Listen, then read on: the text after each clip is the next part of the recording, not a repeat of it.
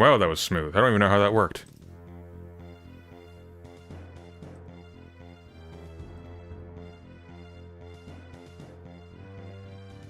Okay, now I gotta reset up everything. Please don't do stuff like that.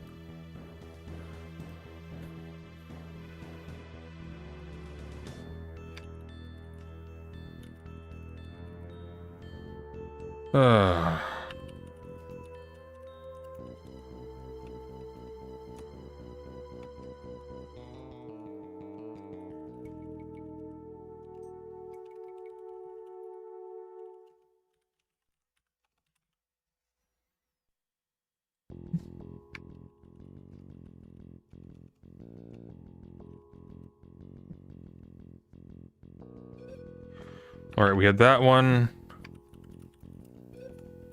Why the Dune movies betray the books. Bad philosophy of the Dune movies.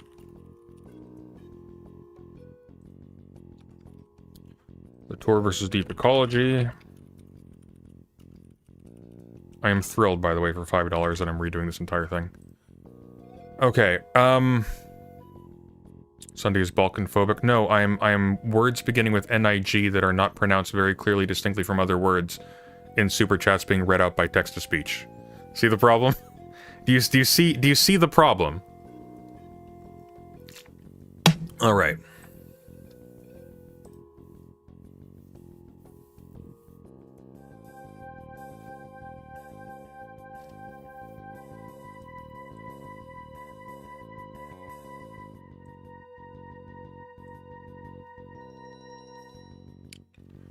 Okay. And what was the last one? It was, Help. I can't remember what the last one was. It doesn't matter, it was losing anyways.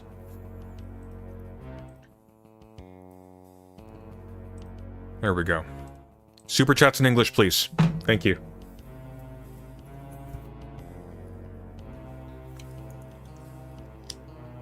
Alright. Okay, reminder, if we get $200 in super chats today, for whatever reason, we're doing a week of Resident Evil 9 on Present Sunday Dark. If we get to $100 in super chats with the words theory or squid in them, we're five in. I don't think we're 5 in already. I don't know what that was. Then I will make a theory video on the topic of your choosing, as listed in the poll. Alright. Why Dune? Because they're really bad. The movies are really bad, and the books are philosophically interesting, and the movies are philosophically interesting for how bad they are. Why not Dune? Where's the colonialism option? Nobody's voting for it, doesn't matter. It was gonna lose, didn't matter. Alright. Okay, before we get into the good stuff. At DankProl7884 super chatted Don't $5. you dare. Sorry, I only speak American. Ugh, thank God.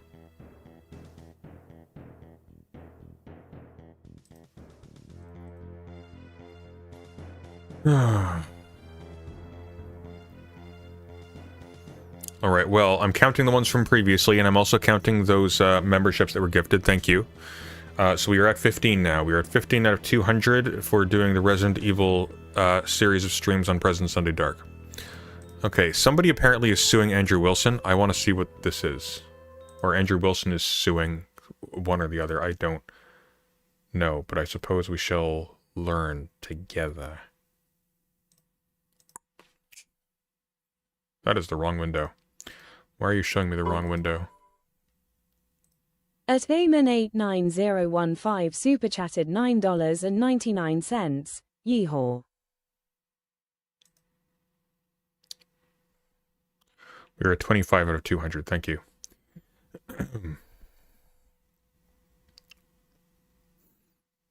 Chat disconnected. Why did chat disconnect? What is going on here? Oh, there we go. Okay. Thank you, J-Man. I appreciate that. All right. Okay. Nope. Nope, that's the wrong one. I want this one. There we go. Okay. Good. Good. There we go. That's the right window. Your move, Andrew Wilson. Actually, before we look at that,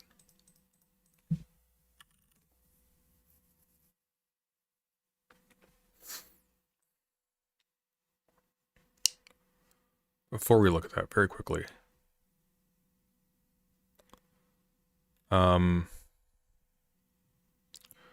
So there were, I don't know the exact details.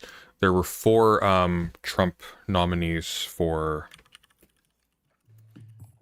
Just to finish Senator Blumenthal's point, I hope you... Not yet.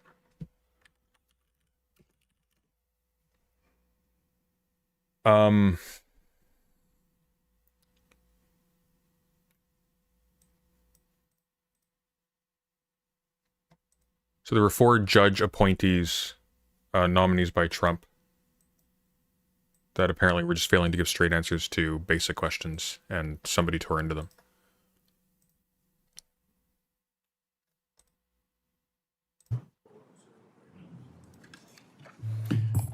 Just to finish Senator Blumenthal's point, I hope you realize how ridiculous the 4 of you look. Spouting these preposterous, canned answers in a forum in which, A, you're supposed to... What is going on here? Oh, that's weird. Okay, there we go.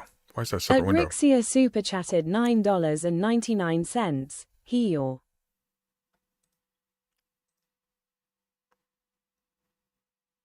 Why is chat not connecting? Oh, I see what's happened. Okay. I see. Okay, that's whatever. Thank you. Why are y'all saying he, who started that? Why? Canada cancels Miroslav Kresla for being too woke? What?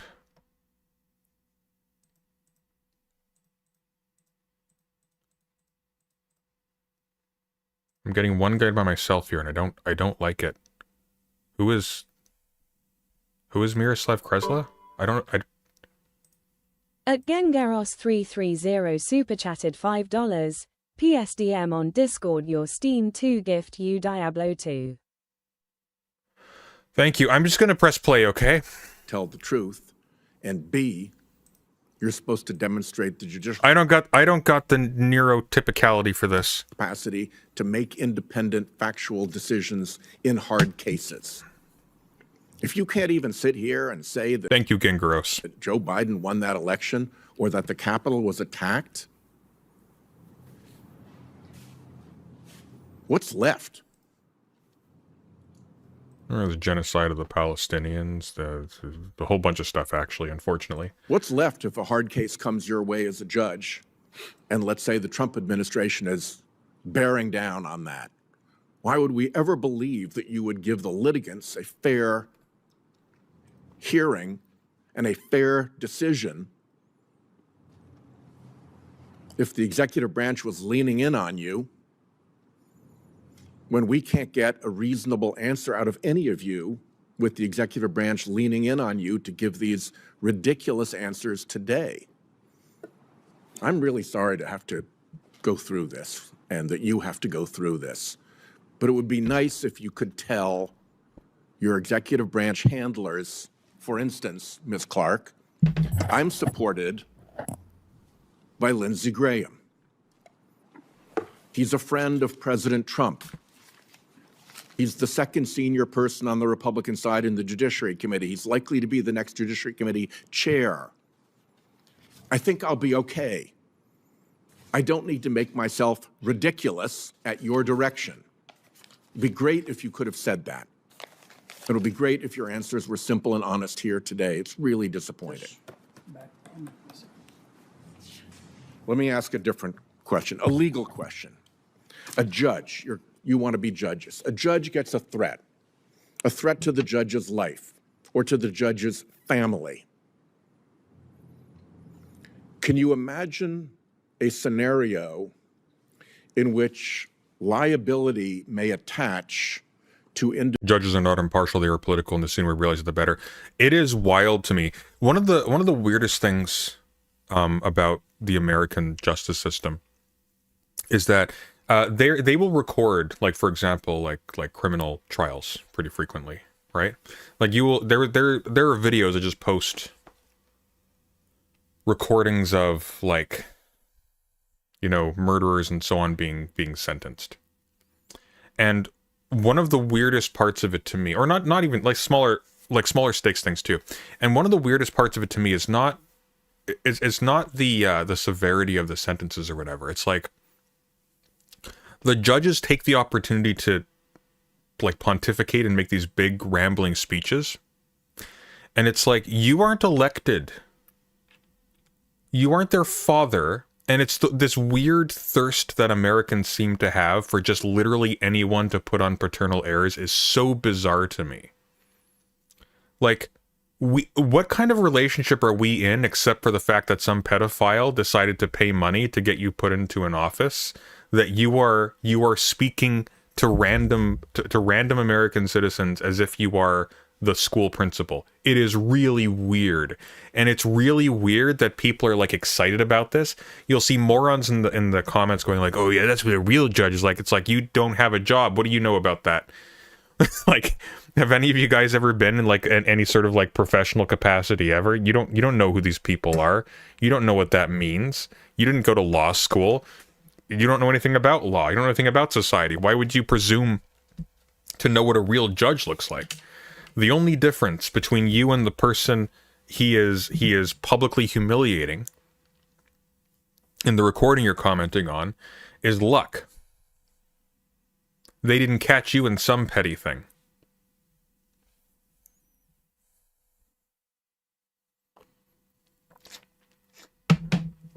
Judges are appointed by pedophiles? Well, Republican ones are.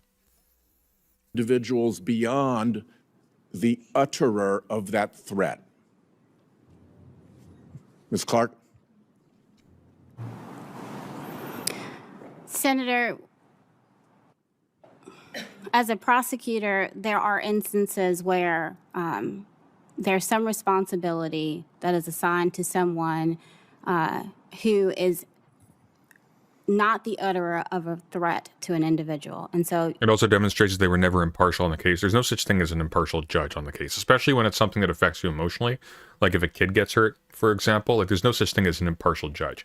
And frankly, you wouldn't really necessarily always want an impartial judge. What you would, however, want is a judge whose incentives and position is legible, right? Thank you, Rix. I appreciate that. to answer your Correct. question, yes, I can imagine. You agree? Yes, Senator, and if confirmed to the bench, I would follow all Supreme Court precedent and Ninth Circuit You agree, precedent. Mr. Rick, you agree? Yes, Senator, I would agree with that. I don't know that I care what you think, Ms. Westerkamp, because you're going to international trade and you're probably not going to see much of this, but do you agree? Yes, Senator. Yeah, and those doctrines that would provide the legal basis for investigation in those scenarios would include doctrines like, name one, Ms. Clark. Senator, doctrines that are, if someone is essentially carrying out, Solicitation, would that be Yes. one? Ye- Solicitation of a yes. threat? yes, Or a conspiracy out of which the threat emerged, would that be another one? yes, Yes. How about, and it's the product of an enterprise under the racketeering statutes. Would that also be another way that liability could extend beyond the utterer? that is correct, Senator. Can you think of any others, Ms. Lane, where liability extends beyond the utterer of the threat? What are some of the legal theories that would support that kind of investigation and prosecution? Senator, the doctrines you mentioned, I would agree with. By the way, if you ever feel, like you might not come off as like, if you ever suffer from imposter syndrome, like you ever feel like you might not be coming off as like smart as you should be given your position, or like you can't keep up with your peers or whatever, or like you haven't done the reading or you haven't done the work, so you feel like you're behind, just remember, there are judge appointees, okay, who are answering questions in Senate hearings like they were picked out randomly after getting late in for class to answer an English question, and they're like, you're probably okay. And I would just look always to the federal law and federal statutes guiding that. Mr. Recchi? Senator, I would agree with that. I think you covered the major ones: conspiracy, RICO. There may be other. This is a judge. This is the Senate Judiciary Committee. These are judicial nominees. None of these are judges. Avenues of potential legal liability, but I think you covered the three big ones in that scenario. Ms. Westerkamp, you agree? Senator, I'm not aware if there are any more. With my practice before the Court of International Trade and Court of Federal Claims, it doesn't touch on criminal law. So here's why I asked you these questions. I asked you these questions because right now federal judges are under the worst shadow of physical threat in my lifetime and perhaps in the history of this country.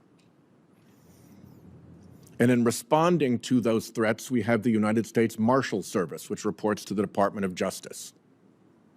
And I have now over a dozen times asked the Marshal Service, will you investigate behind the utterer of a threat if the evidence justifies it? That's a super easy question. The answer is, yeah, of course we will. They won't answer that. They won't answer that. What he means is if somebody like threatens a judge, will they investigate as to whether or not somebody put them up to it, right? I point this out because judges across the country need to pay attention to the fact that the Marshal Service won't confirm that it will investigate behind the utter of a threat if the evidence supports that. And why would that be the case? That would be the case because when you get behind the utterer of a lot of these threats, you run into right-wing conspiracies. And this MAGA Department of Justice would rather not go there. And so they leave judges exposed with investigations in which they aren't doing investigative 101 work that you've all identified as plausible legal theories. And we need to fix that. We need to fix that. Okay.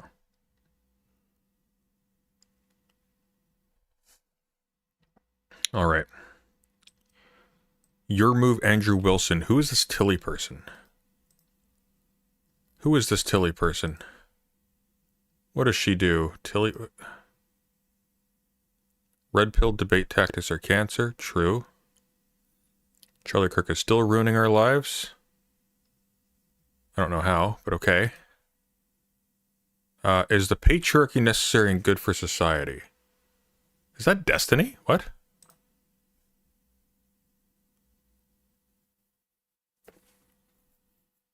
Welcome to No Fugazi Podcast. I'm your host, Cooley. Tonight is debate night. We got myself versus Tilly, and it will be moderated by... Oh, so you're a piece of shit. Gotcha. Unless she's the pro-patriarchy person, which I doubt it. Destiny. Let's go.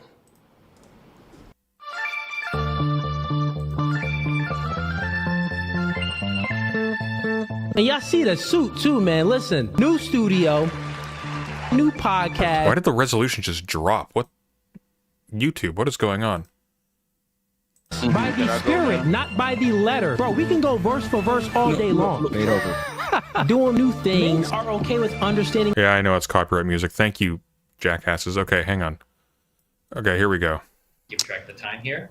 Yeah. Julie has the opening statement. Why is his audio so bad? It's going to be for 4 minutes, and I'll start the timer as soon as she starts. Unless, does she need to introduce herself as well?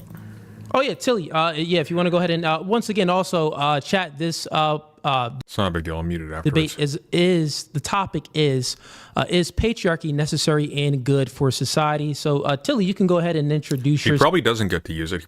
This video is probably demonetized. yourself and speak about anything you got going on for just a brief minute, and then you can start with your opening. Okay. Well, I'm Tilly. I think you gave me a pretty nice introduction. I've been online for a short time now. I initially went. I did the rounds after debating. Wait, that's Tilly? Hang on. Who's this then? Oh, that's not Tilly down here. That's somebody calling in. Okay, I see. I was confused. Charlie Kirk, and yeah, so I'm looking forward to the debate. Is it fine if I just go straight into it? I guess I could say I'm on YouTube at Blonde Praxis, and my Instagram is Tilly with loads of L's. If there's self-promo Oh, that's Rachel Wilson. Okay. involved, but yeah, if I'm okay to start. Yeah, Destiny, whenever you're ready for the timer. Yep, I've got it running on my end. I'll tell you when there's 30 seconds left. Is this like on like StreamYard or something? Why is this so bad? I'll start as soon as you start talking, Tilly. Okay. I'll start. All right, this is going to be terrible. I'm gonna look at this lawsuit. Okay, minor corrections. At the video, I used the phrases UK law and English law interchangeably. These are not quite the same thing, and it was a mistake when referring to the law in this video. I also mean the law in England and Wales. Well, that doesn't bode well. Also, YouTube decided to take issue with the music at the beginning and end of the video, hence the sound problem at those points. I didn't check thoroughly that the songs were completely royalty-free, which is my bad. Weird. Yeah, I had some attitude issues. But implied consent when you get married. It's implied that you're consenting to sex. he feels It's not Andrew, by the way. like we're on the same level. She does sometimes. Just FYI, Andrew. It's not. It's not. It's really not. She's like, I don't. she's like, ah. And I'm like, yeah, that's right. And she's like, okay. I know. Yeah. She's like she can't believe this is happening. I've really shocked her. I'm really respectful. I'm very submissive. Respect and submission is different than obey. What do you mean by Well, obeyance is I do it when I say to do something, you do it. And if I make a decision that you disagree with, ultimately I have the final say, and you don't have one. Oh, your wife has to abide by that? Yeah. Honestly, I feel like I'm punching above my weight a little bit being married to this guy, but What is the purpose of waking her up with your peanut? Because I think it's hilarious and it feels great. don't feel sorry for me. I'm doing this fine. I just assume it's one. We have 4 daughters. He's a great dad. Super nice dad. Really, really caring. Would Andrew say that the woman has the right to? I think he probably would, actually. When somebody hits you, you have to hit them back harder. That's the way it generally seems to work, unfortunately. Now, if you had behaved What if they can hit you harder, though, and they hit you harder back? yourself, been a good girl, I wouldn't have had. So you just assume consent. From my wife? Yes. I completely stand behind this. This is not trolling. The social order is not meant This feels very edited. I tread carefully. Yep, I am. Don't worry. to be that we must cater to women's feelings and that women have to be okay with how things are said and they have to approve and we have to convince them and we have to... We also have the problem where this is the Whatever podcast, and this is going to be a whole bunch of people debating feminism who have no idea what they're talking about. And I got some bad news for you. Women can be massive patriarchal nut jobs and still be on the feminist quote unquote docket. Not on the side of feminism per se, but if you're layering in essentially patriarchal values that It's probably a good idea. Well, I don't know about master. Like, you call a judge your honor. yeah, the connection's really weird right now, isn't it? What's going on here? It's like it's going in and out. Let me see if I can't let me try something.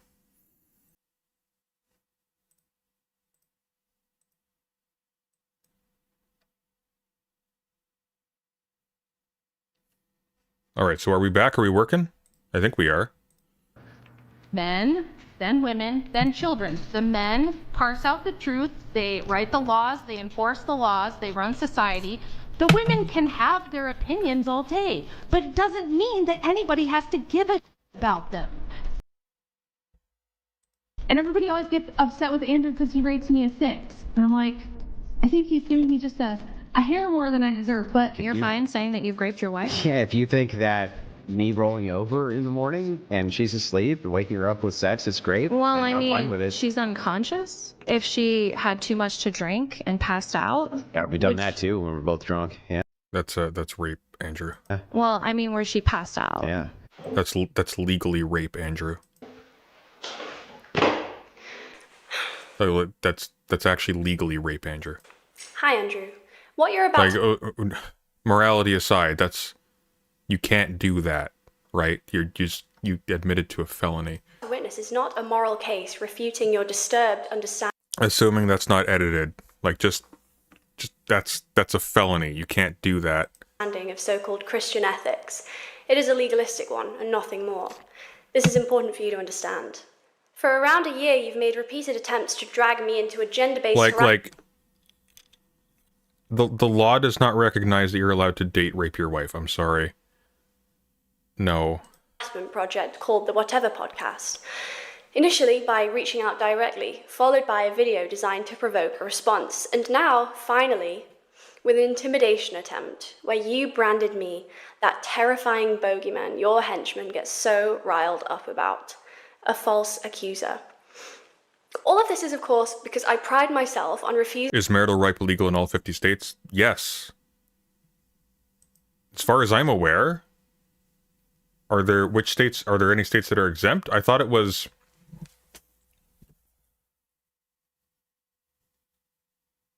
I was pretty certain it was across the board by this point. I thought there was like a 90s thing. Using to get my hands dirty by declining in no uncertain terms upwards of 7 hours of male aggression captured on It has been since like 1993 or something, yeah. Video on the other side of the world. Let me make myself clear. This is because I am above that. Not because I cast judgment on women who attend, but because all women are above that. And I will encourage every woman in my audience to think the same of herself. If that makes me a diva, Brian, I'm very happy to co-opt the label. What I'm about to do here is something much narrower and much more necessary than an ethical debate with you on something so archaic that most people aren't interested in taking a second look. I'm simply instead going to explain the law. Because when people make public statements about sexual conduct within marriage, about whether consent exists between spouses at all, or whether certain acts qualify as under modern legal definitions, I won't avoid commentary on that, even in the face of a hate campaign that brands me a liar who stages abuse allegations against men to ruin their lives. That framing is defamatory, not mine. This video is an exercise in laying out the law for a man and a community who need to hear it. To those men, please feel free to campaign for a reversal of those laws. Okay, it's going to sound petty, but in terms of framing, if you're doing this as a YouTube video, this is from today. It's doing pretty good for today, 7,000 views. Really just get to the point. Okay, really just get to the point.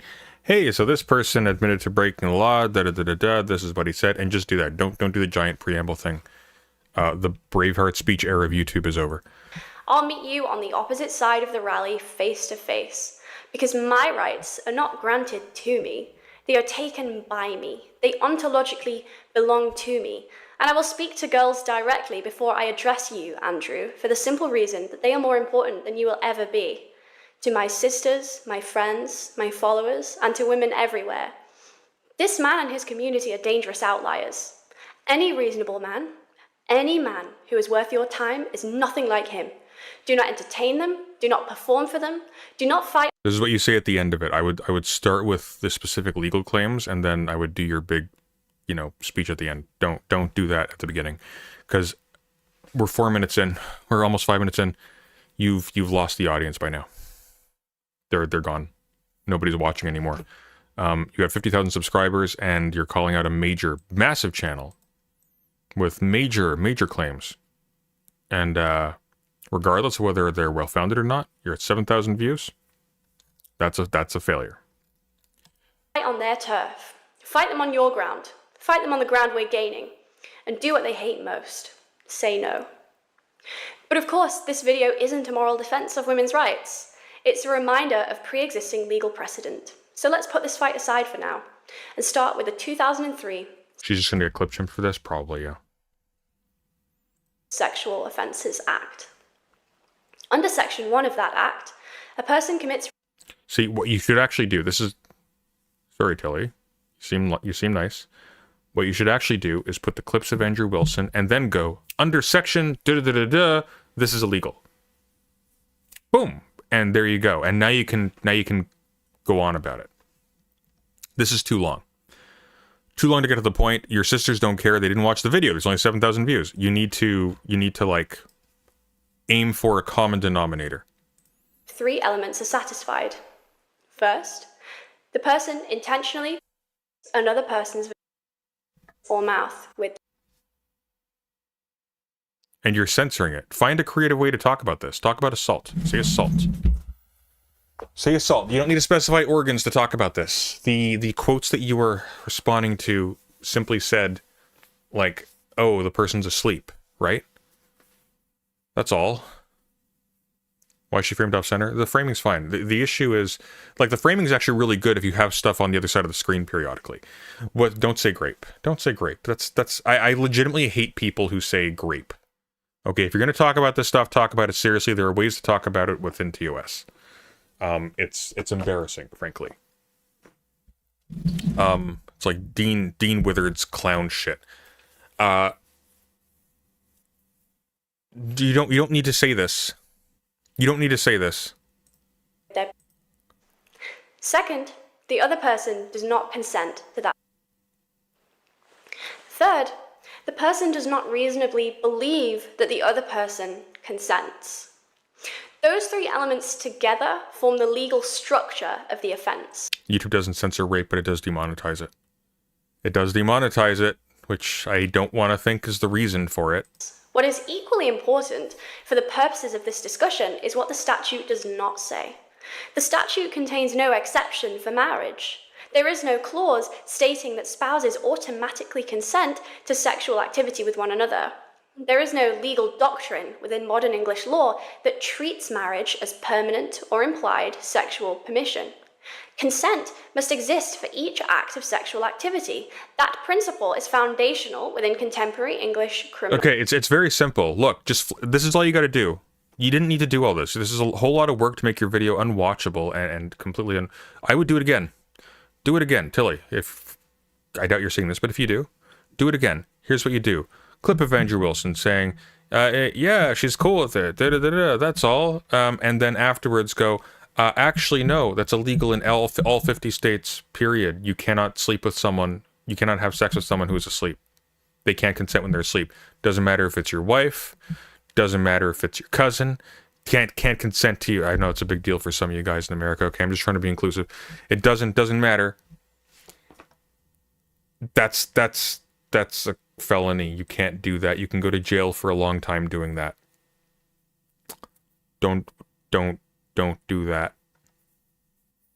Criminal law. Historically, English law did contain what we called the marital exemption. All right, I'm done. I can't. This is like... This doesn't matter. This doesn't matter. Like, you're making a legal argument. The legal argument is, actually, Andrew, the thing you just described as you doing actively is illegal in all 50 states. Full stop, period. That's all. That's all. That's all you gotta do. He knows he's wrong. I don't think he does. I don't think he does know he's wrong. I think he confidently admitted to a felony in public precisely because he doesn't know he's wrong. I think he thinks this is a normative moral debate issue and not one that's already been settled in court. Like, this isn't something you can do.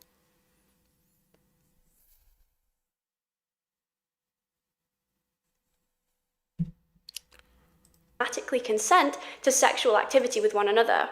There is no legal doctrine within modern English law that treats marriage as permanent or implied sexual permission. Okay, listen. Okay, good, true. That's the end of the video. You don't need anything else. You don't need anything else. His move is going to be to ignore you. Or actually, that's a good question. Is that going to be his move? This is from today. Is he live right now? Maybe that wasn't his move. Maybe he's live right now. Who knows?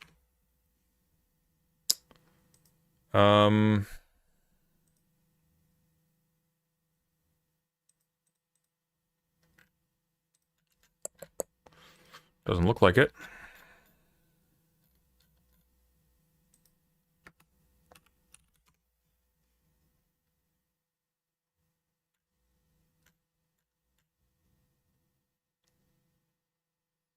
Nope.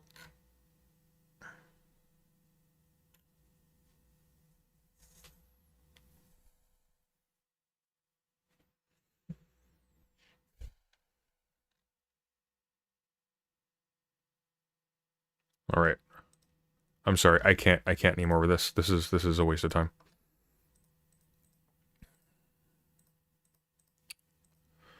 Let's do Hakeem, why is the US attacking Iran? Okay.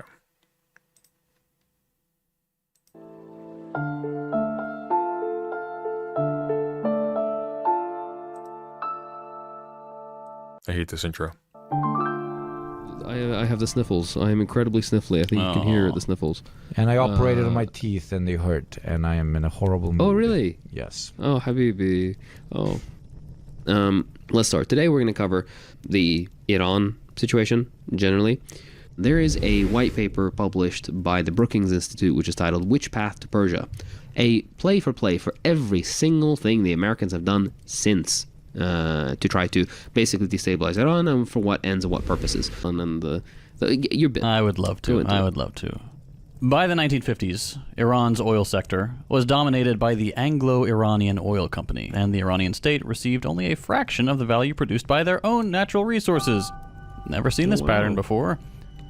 In 1951, Prime Minister Mohammad Mossadegh, leading a coalition known as the National Front... Yeah, it's just a snippet from their podcast. Why is this published like it's a video? Don't do that. Okay, that's another... Okay, just toss that one out. I really don't want to watch some guy shooting from the hip on a podcast. Okay, I listen to Radio War Nerd for that. They're better. Transphobic call takes a shocking turn for the better. Let's do that one.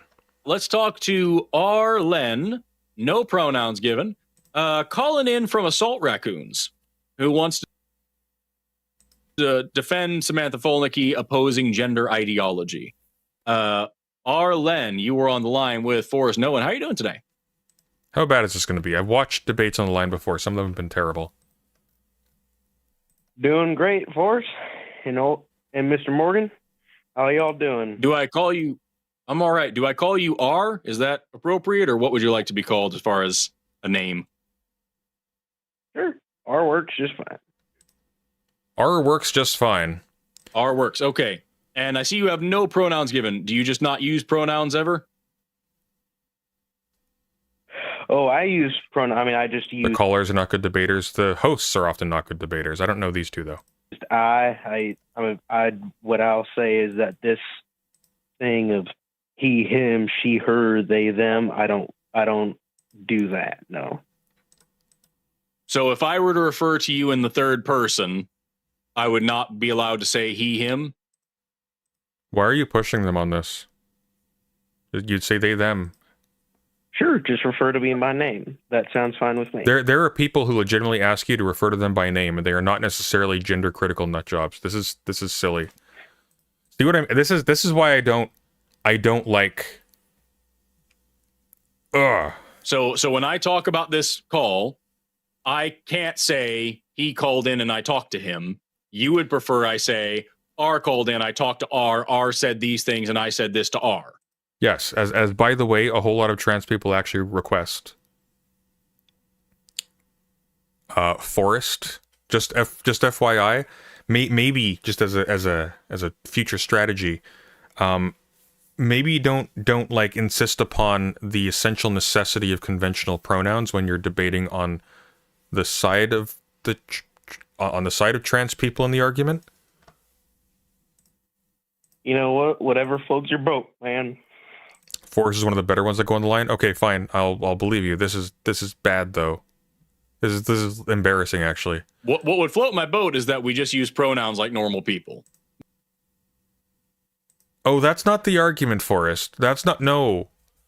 That is not normal people is not your home turf. You're critical of the idea of there being a baseline normal person. That's the point. Which would be, for you, if you use he, him pronouns, I would just say he and him when referring to you. I use he, him pronouns. I'm a cisgender man. I prefer he and him. So if somebody talks about me in the third person, they can say, I called him and I talked to him. Yeah, I feel like they have their jobs to be as aggressive as possible, and they aren't. They're kind of throwing their arguments. They're throwing these debates in the process. Because you kind of need to be able to think. All right, I'll tell you what. If it calms down the hornet's nest, then you can change it to he and him, and that'll be just fine with me. There's no hornet's nest. I just don't understand why this is such an issue. Oh my God, move on, man. It's the easiest part of English. I guess coming. Okay, here's how this goes, Forrest, for future reference. Hey, welcome to the show. How do you want to be referred to? You want to be referred to as R? Cool, I'll address you as R. That's it. Why is this a production? And then to talk about Samantha and how, it's pretty obvious to me that her mentally ill teacher's assistant gave her a 0 on purpose. I mean, I wouldn't give her an A. No, that paper wasn't awesome. I'd probably give her like a D or something, but I wouldn't. Like, that 0 is clearly an agenda. Oh, this is that person who wrote that paper about how trans people are the result of demonic possession or something. We went over that a while ago. Yeah, he's talking about the Oklahoma and with the 0. Mentally ill. Well, because he's claiming that because the professor that this was submitted to is trans, that therefore the professor was mentally ill. The professor was incredibly kind to that girl, by the way. Like remarkably restrained. It was actually kind of kind of crazy. Just how like not angry the professor was in her response. And you said, and just to be clear, you said, I didn't hear you properly. You said you would give that paper a B as in boy or a D as in dog? A D. A D. Okay. I'd give it a D. So does not merit a D. In that paper, I don't know if you watched my whole video. I know you were in the comments on my video during the premiere, but in that video, I did point out there are in that entire paper exactly 2 sentences that reference that paper in any way. You think that's worthy of a D? Well, I'd say I personally, I consider the Bible to be a source, and since she used that, I'd say that there's more than just 2 sentences worthy of that.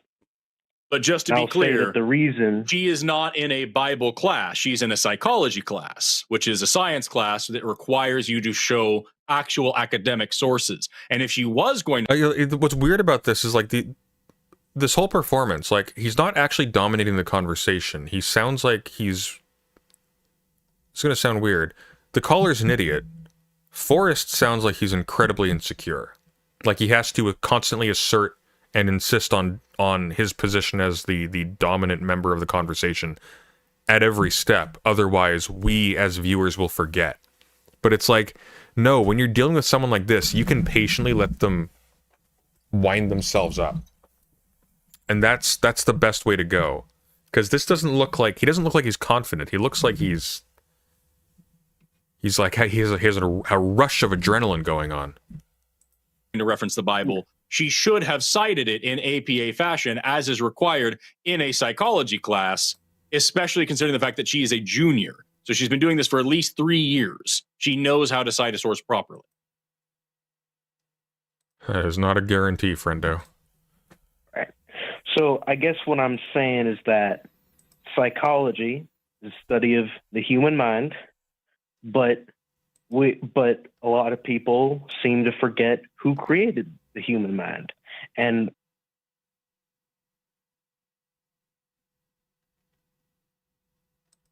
in what ways he created them. And the intentional, obviously it's not always necessarily 100% binary. I mean, you have all these stuff like trisomy and all these things, but it's supposed to be binary, and things that don't fit in that aren't supposed to exist, if that makes sense. But just to be clear, so first of all, that's gross to say, but we're going to move past that. Just to be clear, what is the point here? Like it's obvious to you that it's gross to say. It's not obvious to him or anyone who sympathizes with him. Like, who is that for? Who is that for? It's like imagine like watching, I don't freaking know, like Kyle Kalinske or something, and he had to insist every 5 seconds that guys, right-wingers are bigots, okay? It's like, we watch you, Kyle.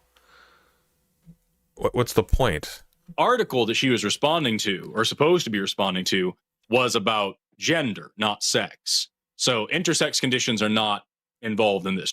They absolutely are. Do you not? Why? One book. You guys got to read 30 pages of one book. You guys got to read 30 pages of one goddamn book from the 90s. It is not hard. It is not hard. What do you mean intersex conditions don't have anything to do with gender? Why do we regard intersex conditions as relevant to gender discussions at all if they have nothing to do with gender? Obviously we do. Sex categories are gender categories. Catch up to 30 years ago, man. All these things you're talking about, Klinefelter syndrome, Swyer syndrome, De La Chapelle syndrome, mosaicism, all these different things, those are all intersex conditions, nothing to do with gender. Everything to do with gender. That's why why do you think, oh my god, why do you think they're called intersex? What is the inter between? What do you think you're saying? What she was responding to is gender, which is a different thing than sex. Oh, no.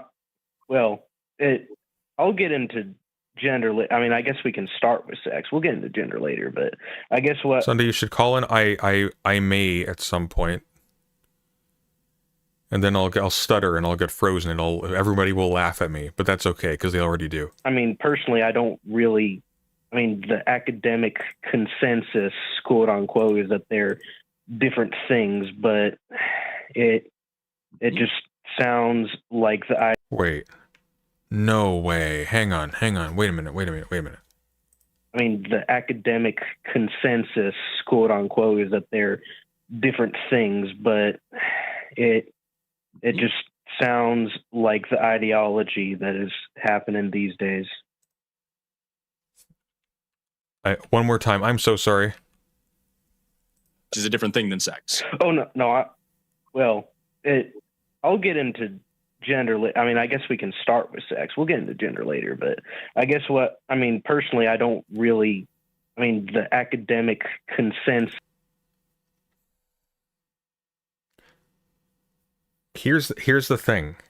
There's a perverse way in which the gender and sex are not distinct crowd of the gender critical space are actually very correct. They just don't know why, and they don't know what the import of that is.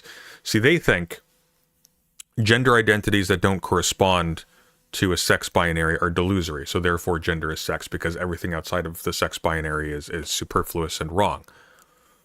The thing is, though, is that the general, like, critical theory feminist line for like 30 years has been, no, actually, sex categories are, at least to a certain extent,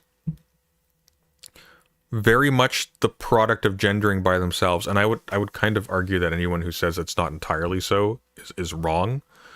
But sex categories are gender categories. There is no reduction. Like, gender doesn't sit atop of sex as like society or culture sits atop nature, right? That's not how that works.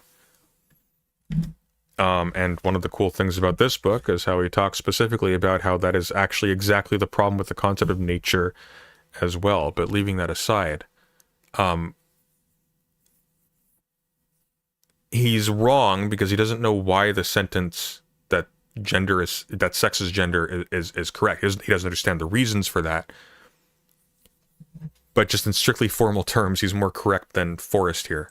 This, quote unquote, is that they're different things, but it just sounds like the ideology that is happening these days. So, out of curiosity, do you, and this is not meant to be a dig at you, I mean this sincerely, so I know how to speak to you.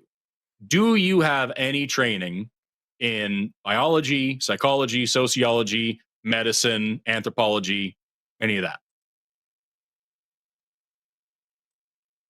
More to the point, do you? Hang on. Because I do. Let's see here.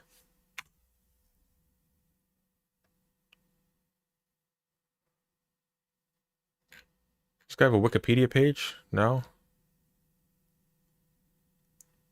Forrest Valkai is a biologist and a science communicator. Oh.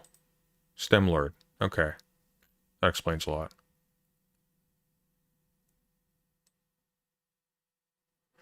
This is one of the reasons why I hate skeptic people generally, like the whole skeptosphere. It's not because I have any truck whatever with creationists, but it's because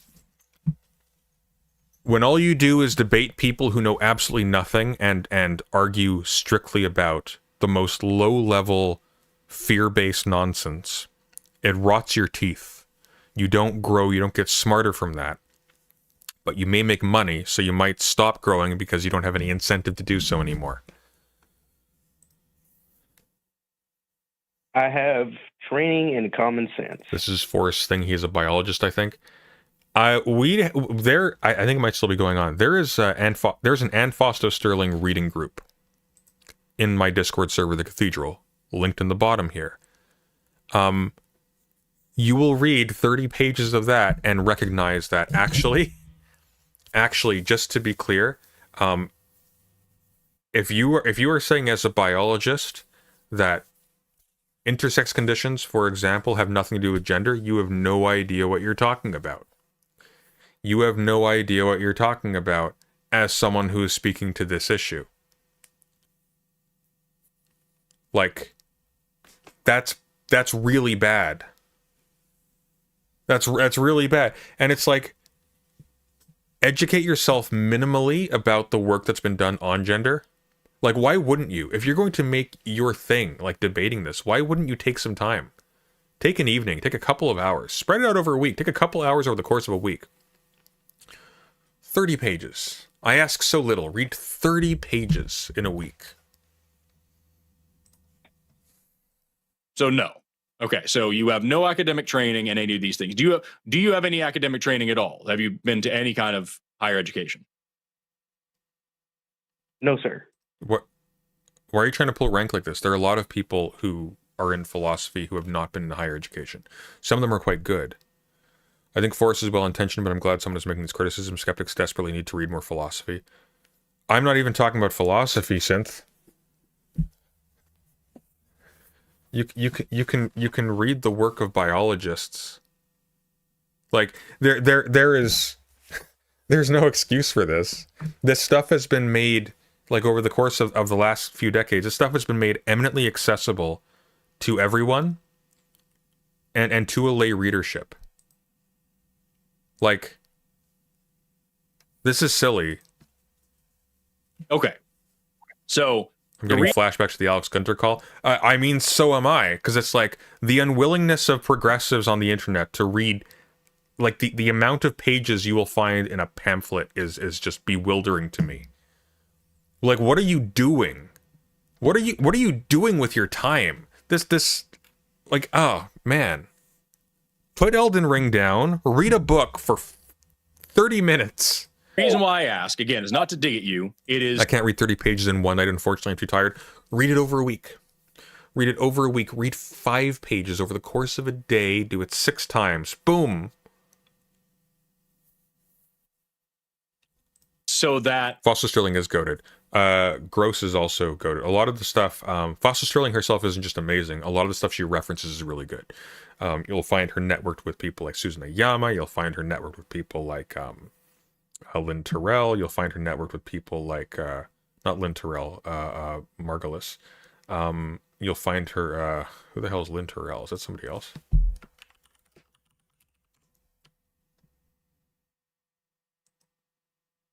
Lynn Terrell is an actress, apparently. Weird. Oh, I'm thinking of Terrell from Mr. Robot. There's I'm currently reading The King in Yellow. I'll never make progress at this rate. King in Yellow is very short. Who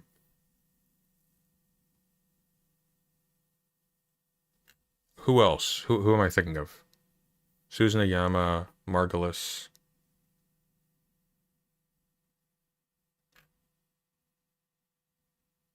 My brain is literally not working. Oh, Spellman. That's the one. I know how to speak to you because... Terrell is from Blade Runner. There is a Terrell in Blade Runner. There's also Terrell in Mr. Robot. If you have been through college or anything, there are a few things that you would pick up in like how you're... But the reason why is because I associate Margulis with Margulis from Xenosaga, which is incredibly dorky.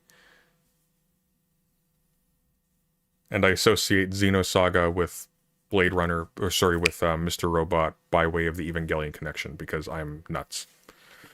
Supposed to behave and how you're supposed to, back up what you're saying. So because you don't have that experience, I'm just going to break a couple of things down for you here. As a scientist, my entire academic career has been one where I am asked to justify every fucking thing that I say, whether or not it is common sense. Even things that I think are very obvious, I need to have a reason to say it. And I need to have some evidence for it. And I need to be able to back it up, if not with a credible source from an actual scientific journal, at least with solid reason, something that I can back up with a really, really good argument. What Samantha did was talk about her personal faith. She didn't even talk about mainstream Christianity. She talked about her preferred version of Christianity. As I mentioned in that video, Christianity is a highly individualized religion. Oh my God, man. So she talked about her personal type of Christianity and her personal interpretation of the Bible, which goes against what Bible experts say, and used that, her personal feelings, as evidence in a science class. There is no world in which that would be acceptable, no matter what she was talking about. If she was talking about how the earth is round and the sky is blue, that would be an unacceptable way to do that, and she would get an F on that paper. Okay. All right. Well, I guess what I'm saying is that even though it, was a science class, I think the point was that she was doing the right thing and that she was exposing the ideology. And even though she may have not cited every source on the planet, the fact is that she didn't was cite talking any at all.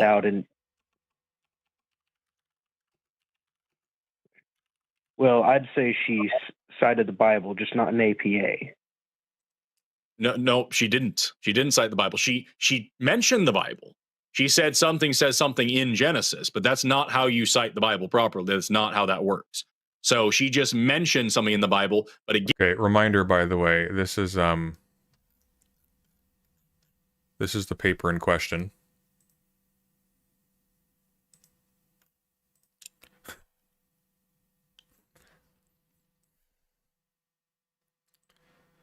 This article was very thought-provoking and caused me to thoroughly evaluate the idea of gender and the role it plays in our society. The article discussed peers using teasing as a way to enforce gender norms. I don't necessarily see this as a problem. God made male and female and made us differently from each other on purpose and for a purpose. God is very intentional with what he makes, and I believe trying to change that would only do more harm. Gender roles and tendencies should not be considered stereotypes, quote-unquote. Women naturally want to do womanly things because God created us with those womanly desires in our hearts.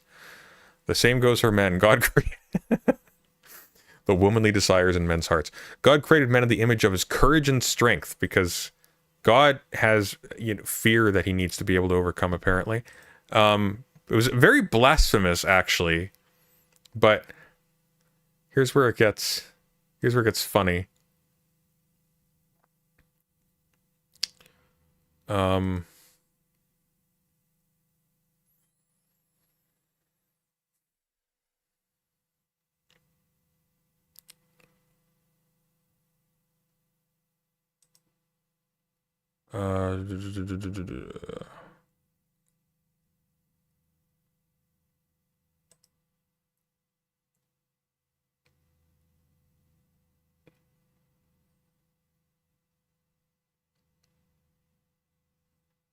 Oh shit, where was it?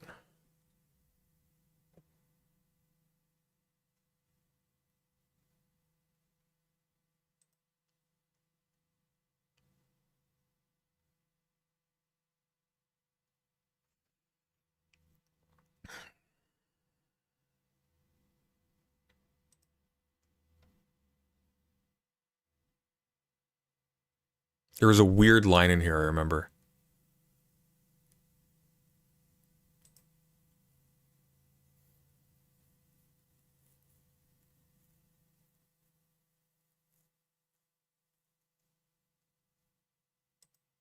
Maybe I'm misremembering. I was certain that there was like, I thought there was a line in there that was weird. Although it looks like it's cut here. I don't know what that's about. Anyways. Whatever.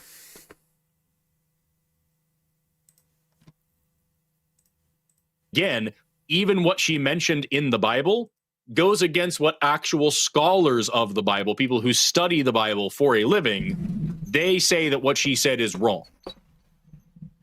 You mean atheist? And I have like also Bart Ehrman.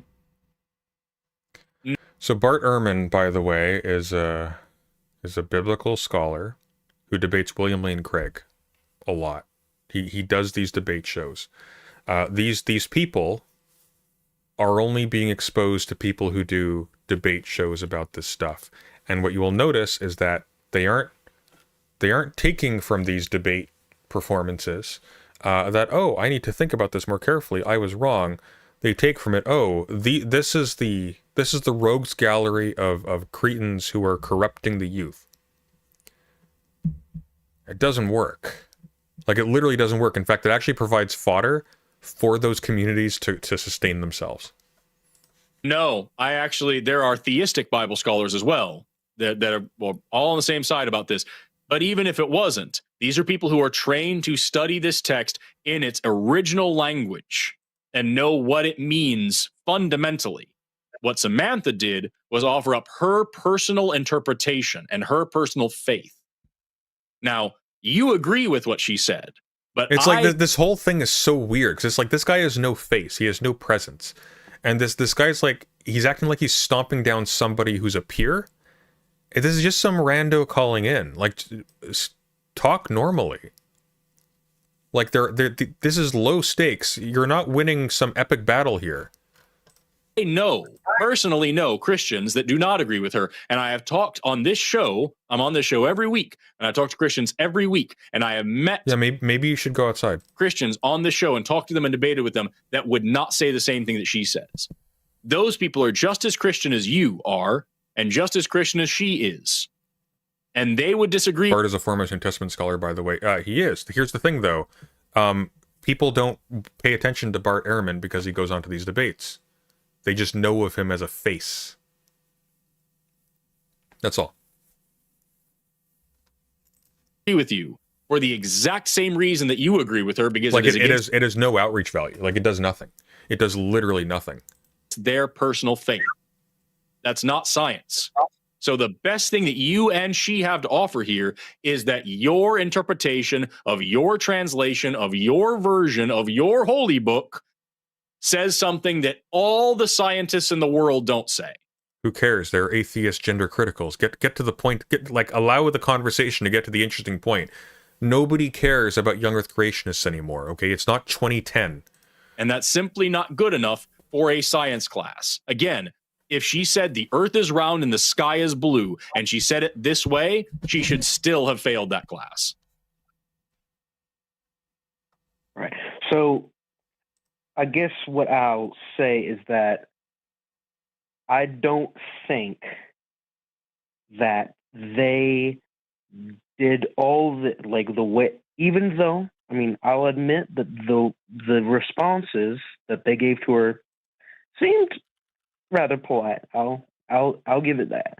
But what I'll say is that with what they're doing, it's pretty clear. It's pretty clear to someone like me that they targeted her, and now that she's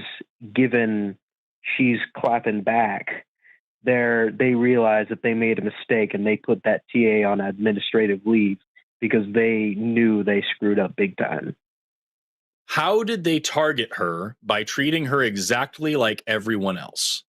Because as I said, as someone who has been through college a lot, she was treated exactly the same way any other student would be treated if they behaved that way. So how is it targeting her if she was treated the same as everyone else? Intersectionality. Well, obviously, if they put her on administrative leave, then that definitely means they're probably investigating this. And if they're investigating, they probably found something that might suggest. And I find the fact that they put her on administrative leave to be a sign that they found something that suggested it was targeting.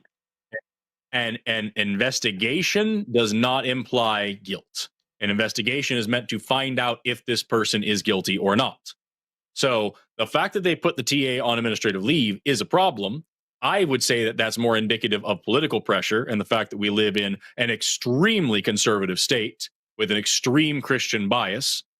But even still, if they are investigating someone, that it's an extremely bad thing. But that's a different conversation for a different time.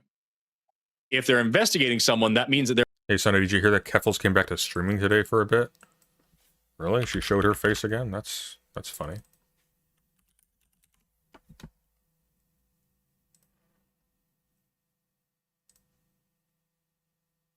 Where? Where was this? It was on Twitch?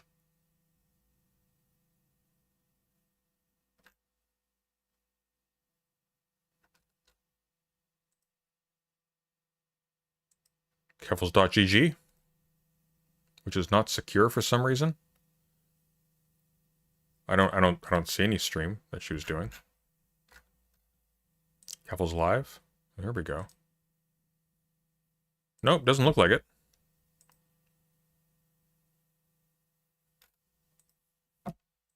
They're investigating someone. For you to assume that on Twitch, well, it's not on Twitch anymore. That means that they're guilty is a faith-based claim, not an evidence-based claim. Why? Stop looking so proud of yourself. You're yelling at someone who's barely spoken. They're on the other end of a call. Nobody knows who they are. All right. Like you're doing a terrible job, because basically what he's doing is he's making the caller nervous. It's very visible that what he's doing is making the caller nervous. There's no conversation happening. He doesn't have mastery over the subject. He said at the beginning of the call that gender and sex are separate, which betrays just a basic ignorance of the actual position of feminists, including feminist biologists, on the topic. Like ones who are talked about. And now you're just steamrolling him because he's defensive of the biblical, or the, sorry, he naively thinks that referencing the Bible makes an essay biblically sourced. Like, it's kind of sad, actually. This isn't serious, it's a business. Yeah, but he's doing the business with his own face. Like, I wouldn't want to look this dumb when I'm touting my academic credentials, you know? Like, I'd want to look this dumb when I'm not touting my academic credentials.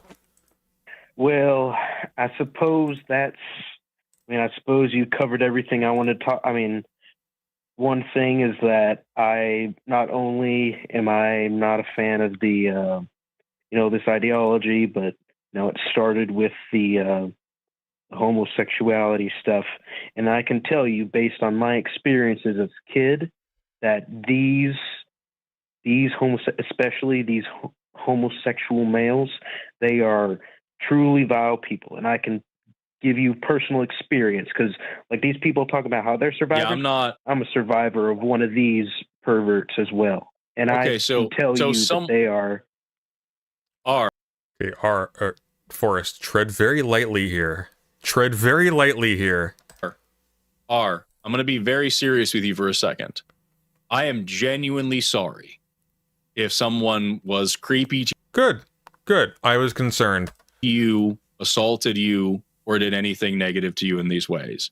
I'm truly, sincerely sorry if someone assaulted you. At Smith Black 5945 super chatted $5. Just joined. Forrest Valkai. I hope Forrest isn't getting clowned on. Drama. Not getting clowned on, but I am frustrated by what I'm seeing. You, or hurt you, or violated you. That's fucking horrible, and that never needs. Person on the right has a wannabe villain aura. A person on the right obviously is a Red Alert character. To happen. What you are now doing is taking a personal anecdotal experience and using it to paint a very broad brush across an extremely diverse group of people. Good. All across time and space. That is as stupid as someone saying I was mugged by a black person, so all black people are evil. It is equally as dumb. So I am sincerely and truly sorry that something bad happened to you. Genuinely. Whoever did something bad to you should be prosecuted the full extent of the law. They should never see the light of day again. That's awful. But to use that to then say all homosexuals are vile people is fucking bigoted.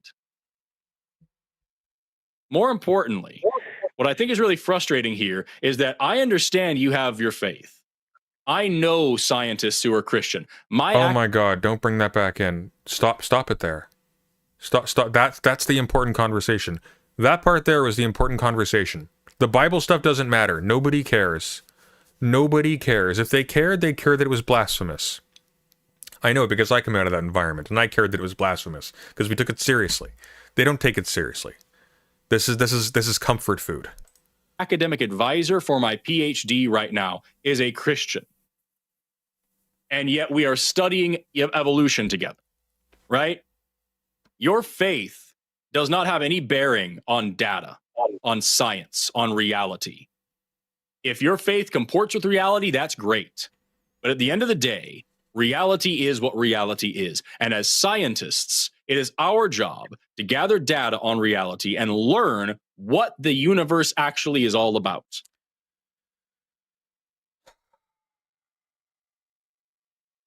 This is a bad video for me to watch after reading Latour for multiple days. Faith does not belong in that conversation.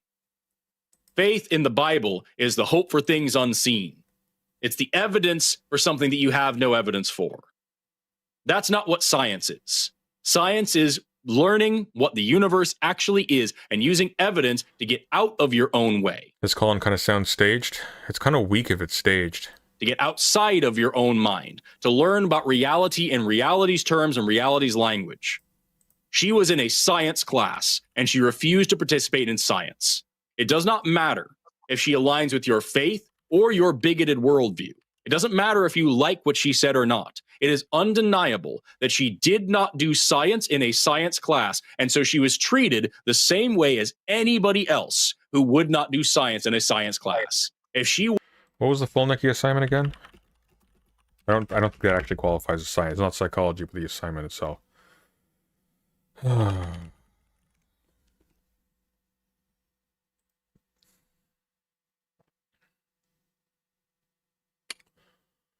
Folnicki was enrolled in a psychology class in which students were instructed to read and discuss a research study which correlated gender typicality in the social lives and mental health of middle school boys and girls. Folnicki's essay, okay.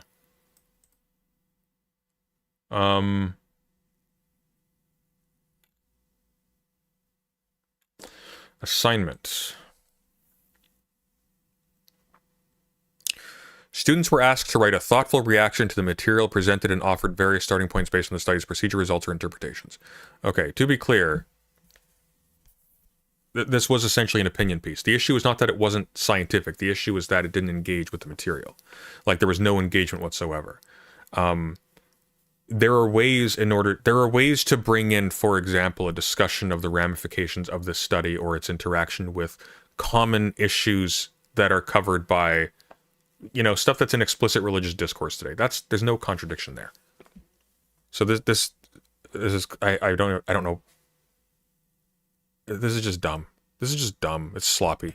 Walked into an art class and refused to do art, she would have been given an F. If she walked into a music class and refused to produce music, she would be given an F. She walked into like that's not what was happening though. She was not assigned, like, the paper was bad. It merited a low grade because it didn't engage constructively with the material.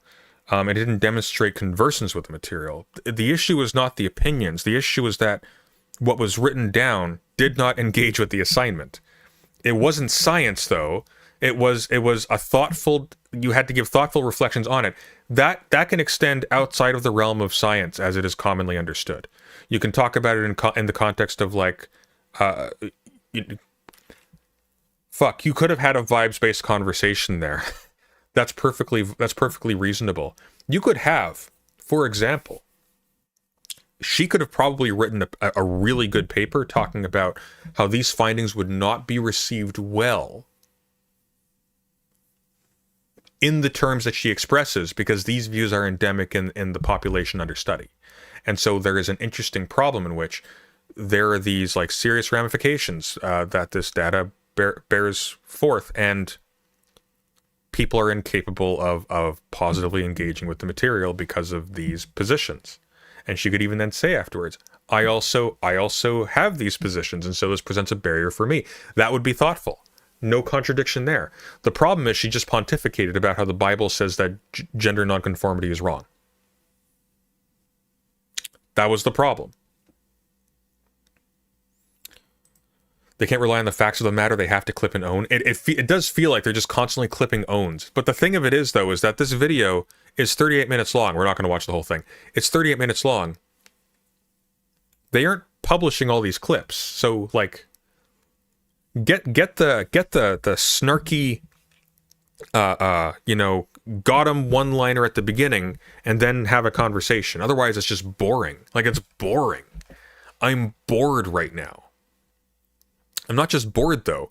Like I'm deeply unimpressed by the people having the conversation, and not in terms of the caller, who I have no expectations for. I'm unimpressed by the host, because it's like, you aren't taking the conversation anywhere interesting. You are using your advantage as the person who controls the call button to bully a stranger who is not interrupting you, who is letting you speak, who is abiding by the rules. Yeah, they're a bigot. You gonna engage with that, or are you just gonna you're gonna just lecture them? Like, engage with it. And the reason why he won't is because he can't. And not because somebody who was informed couldn't do that. It's because these people don't bother to inform themselves. 100 pages of actually reading, what feminists wrote is too much work. So instead of, instead of actually reading what women and non-binary and trans people have been writing on this stuff, what academics have been struggling to explicate for decades now, who spent lifetimes of work to understand these issues and have put it into digestible formats that you can actually just pick up a book, you can get for free online probably, and just read it. And you can skip decades of labor. That's too much. So instead, we're going to go off of, well, what are the cliches that pop out from online gender debates usually had by men? And we're just going to, we'll just repeat those as talking points. And, all those women who did all that work, yeah, they're not important. That's not important. It kind of betrays just how silly and meaningless the progressive side on these debates actually takes these issues. Because if you take something seriously, you read about it, you actually do the work to understand it. The caller was familiar with Bart Ehrman. The caller's not an academic. They have no academic background. Why? Because they watched stuff that pertained to their interests. They cared about that topic. They didn't know how to engage with that topic. They probably engaged very dumbly, but they were aware of that. This is the opposite. I don't think he would be able to tell you. I don't think Forrest would be able to tell you why gender is distinct from sex, or if gender is distinct from sex. Because the answer is they aren't. President Sunday, I read 5 pages of Gender Trouble. Are you happy? Yes. For now. I expect to see 5 more pages by tomorrow. To a science class and refused to do science. And she wrote that essay in such a way that she would have failed in a... And he doesn't even know what the topic of the assignment was. It wasn't a science assignment. It was a science class. That doesn't mean every assignment in it is science. Theology program as well. I know because I have friends who have gotten theology degrees. She did not do the job. She was failed because she did not do the job. That's true. I suppose that's a logical response. I'll give you that's good. Tracks. So now my question to you are, what do you think? Your question to him is? You know, and that Samantha knows, that all the best scientists and researchers... Oh, his name's R, right. ...in the world who study humans, who study anthropology, psychology, sociology, biomedical sciences, and biology, the people who actually specialize in this stuff, who, like me, spend years and years of their lives learning about this. What are all of us missing that you and Samantha can so easily tell is just ideology without having any training in this area? That's the wrong angle. It's not about training in the area. They argue, they think that universities are indoctrination camps. You can't just say, oh, you need a degree to understand it. That makes it sound like Scientology. You don't need a degree to understand this stuff. You need to be able to patiently engage with a pamphlet-length book. That's the level of engagement you need. You need to be able to read. You'd be able to read, and if you have difficulty understanding something, you talk to somebody and you work it out. It's not that hard. You don't need a university education to understand what Butler's doing. By the way, a lot of people misunderstand Butler and think that they are extremely difficult to read. They are not. Butler is actually very easy to read when you read the stuff that wasn't intended specifically for a feminist academic audience. Gender Trouble was not meant to be a popular level book. It was targeting feminists. It was criticizing feminist approaches that essentialized gender and separated it from sex and treated sex as if it was equivalent to nature and treated nature as fixed and unitary. If you read Butler's books that are like targeting a general audience, they are eminently readable. There's a book recently that came out I think it's a couple years old now. Is it a couple years? 1 year? The most recent one, Who's Afraid of Gender, which is extremely readable. It's the same kind of like, you know, liberal mom style of writing that you'll get from, although a little bit more academic, that you'll get in like everything by Naomi Klein, who is also amazing. Even knowing what it is we're studying. What do you think makes you... What do you mean we're studying? You're in biology. You so arrogant that you would behave that way? Well, I don't think it's necessarily something we know that you don't know. It's about what we interpret, what we know. And what I'm saying is that there's this idea, of course, there are all these diverse things that like all these... What does the Old Testament allow for gay stuff? There are people who argue, for example, that there are specific conditions under which lying with a man is with a woman, etc., is punishable, and that it's not something that's generally applicable. And then they'll point to stuff like David and Saul's son and whatnot, and it's like it's all very fuzzy. I don't personally have a lot of truck with people who think that that's important, frankly, because I don't think it's important. I don't think it's particularly important that the ancient tribe that thought it was cool to, you know, kill lots of people and steal their land because they thought God told them to, and then had a bunch of ridiculous rules and subjugated women and stuff. I don't think it really matters in terms of present conduct and present issues for us, whether or not you can stretch a way for them to have been accepting of homosexual relations at some point. It just doesn't matter. Like, just point out that animals engage in homosexual activity and ask if God made a mistake and move on. It's stupid and boring. OT is Jewish, not Christian. However, the New Testament reaffirms the law in the Old Testament, so they're the same. Old Testament does apply to Christians. Syndromes and things that make that, you know, are... They're just forgiven for it. They're still not allowed to break the rules. They're not supposed to break the rules. Different in society and make different people different. But it is my opinion... Not one jot and tittle.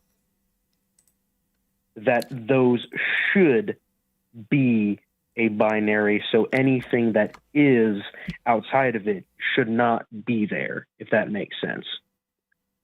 Do you know how to but fly it an shouldn't airplane? be. Do you know how to build or fly an airplane? No, but what a peculiar thing to ask. No, but I do handyman stuff for a living, yes. Okay, so do you think that anyone at all should care about your personal opinion? Oh no, really? That's the angle? That's the angle we're going with? Really? Opinion, not member of the intellectual elite, opinion disregarded. That's not the angle, dude. And how to build and fly airplanes? Because as oh shit, you know what I hate, by the way? People call me an elitist. I am explicitly anti like the idea that having a university degree means you're right or should be listened to. I think having a university degree tells an institution that you've gone through a set of practices that has prepared you to, more likely than somebody who hasn't, to be able to teach and be able to do research. It doesn't have any bearing whatsoever with how you engage with the public, except that when you tell the public you have a degree in such and such, that now puts the onus on you to make sure that what you're saying is absolutely fucking correct. It just raises the standards. Like, this is silly. This doesn't matter. Like what if he has no university education, but he, unlike you, actually read like literally 1,000 pages of gender theory and he's intimately familiar with it. And maybe he even interfaces with some sex essentialist stances that can be derived from people who are otherwise very good, like gross and volatile bodies and whatnot. Maybe. You're gonna tell them, well, you didn't shell out thousands of dollars for a college degree? Because I got to tell you, there's a lot of people I know who have shelled out thousands of dollars for college degrees, and they don't know jack about this, including some of the most successful progressive creators on this platform. Creator. Right. You have faith. You have a religion. What I do is science. And what some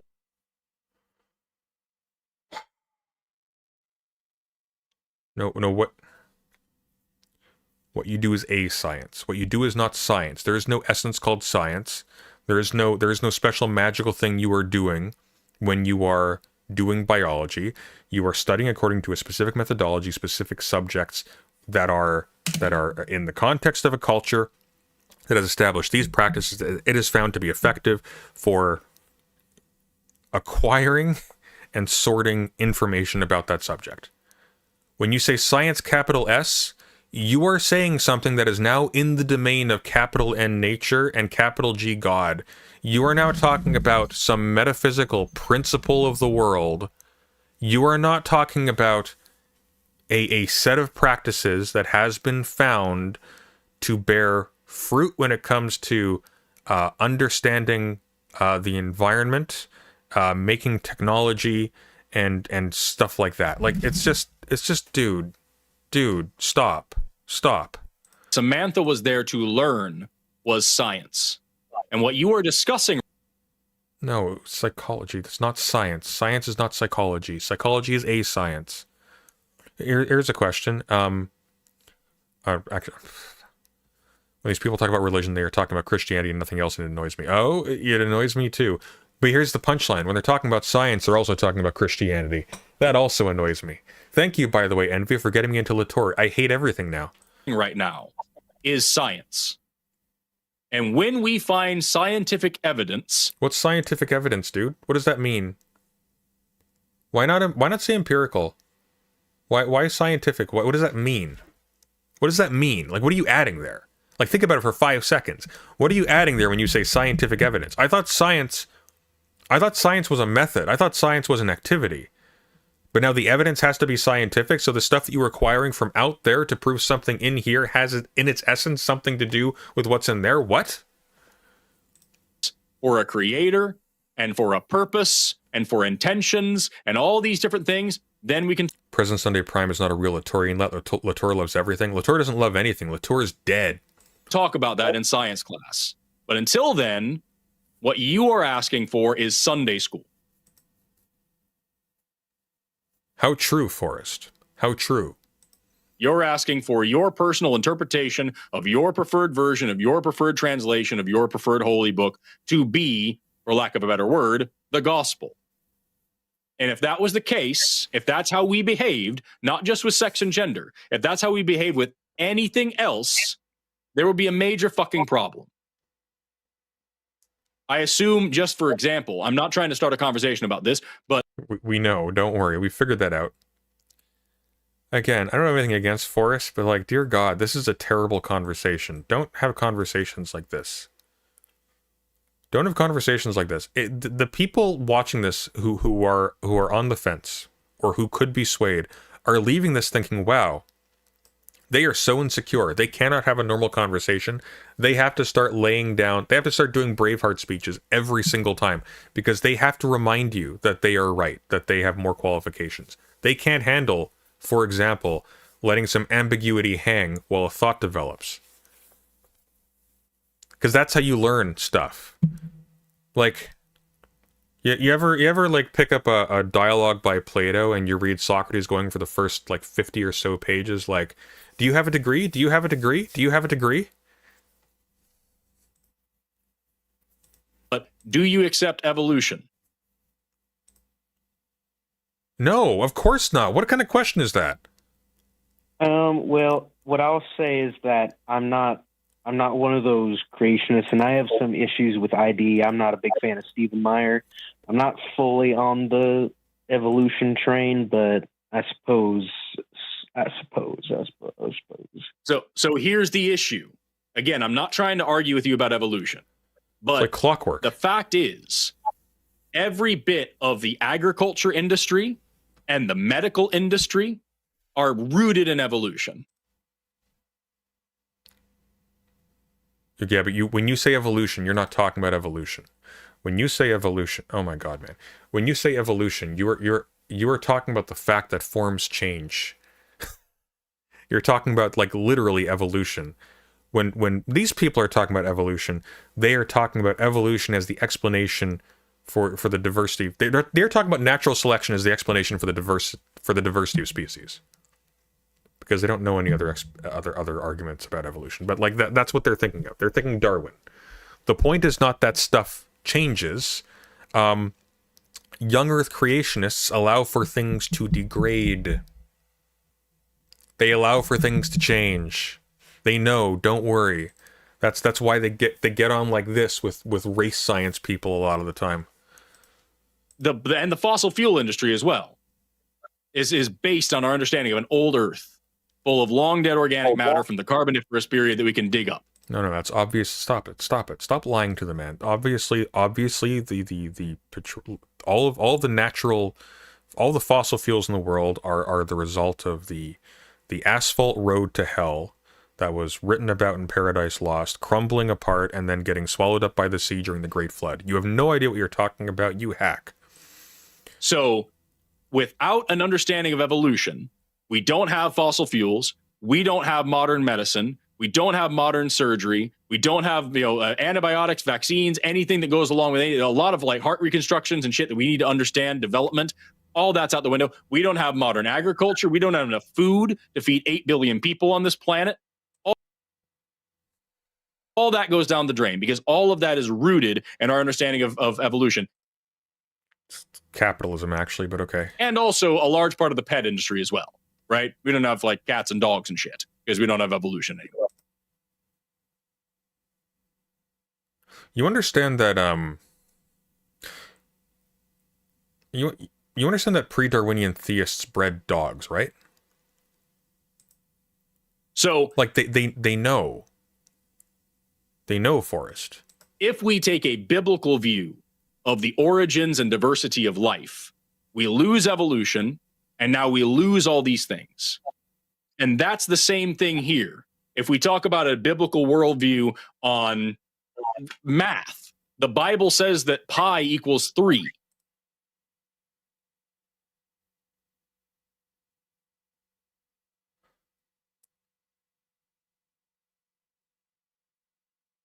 What? You've now a huge amount of architecture, aviation, physics. Oh, it's a hypothetical. Okay. Huge swaths of culture of our society go down the drain. I'm pretty sure like you live in a different universe, actually, but okay. So it's okay. There are cultures that don't use wheels, so there are that you have this faith. It's okay that you like the Bible. It's okay that you're a Christian. It's okay that you have your personal views. It kind of sounds like it isn't though. You kind of just pointed to that being the root of the destruction of all of civilization. I think they're wrong, and I'd love to debate them with you. But the point is, science fucking works. No, it doesn't. No, what are you talking about? Works for what? What does that mean? Science works. No, why would you presume that science works? Works to what end? Maybe you don't learn a thing. Maybe you can't make a thing. Maybe experimentation is actually tremendously wasteful because a lot of experiments end up not providing useful information, or they end up just giving you negative information. Like, what?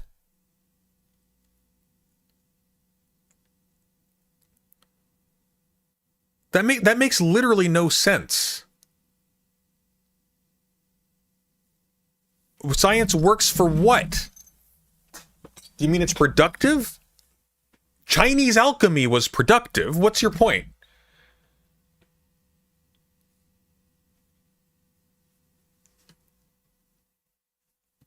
Astrology is productive. A whole lot of science wouldn't have been done if it wasn't for astrology.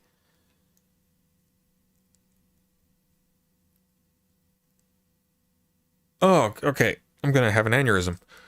And when we talk about biology, medicine, anthropology, psychology, sociology, these are things that not only teach us about the world around us, they save lives.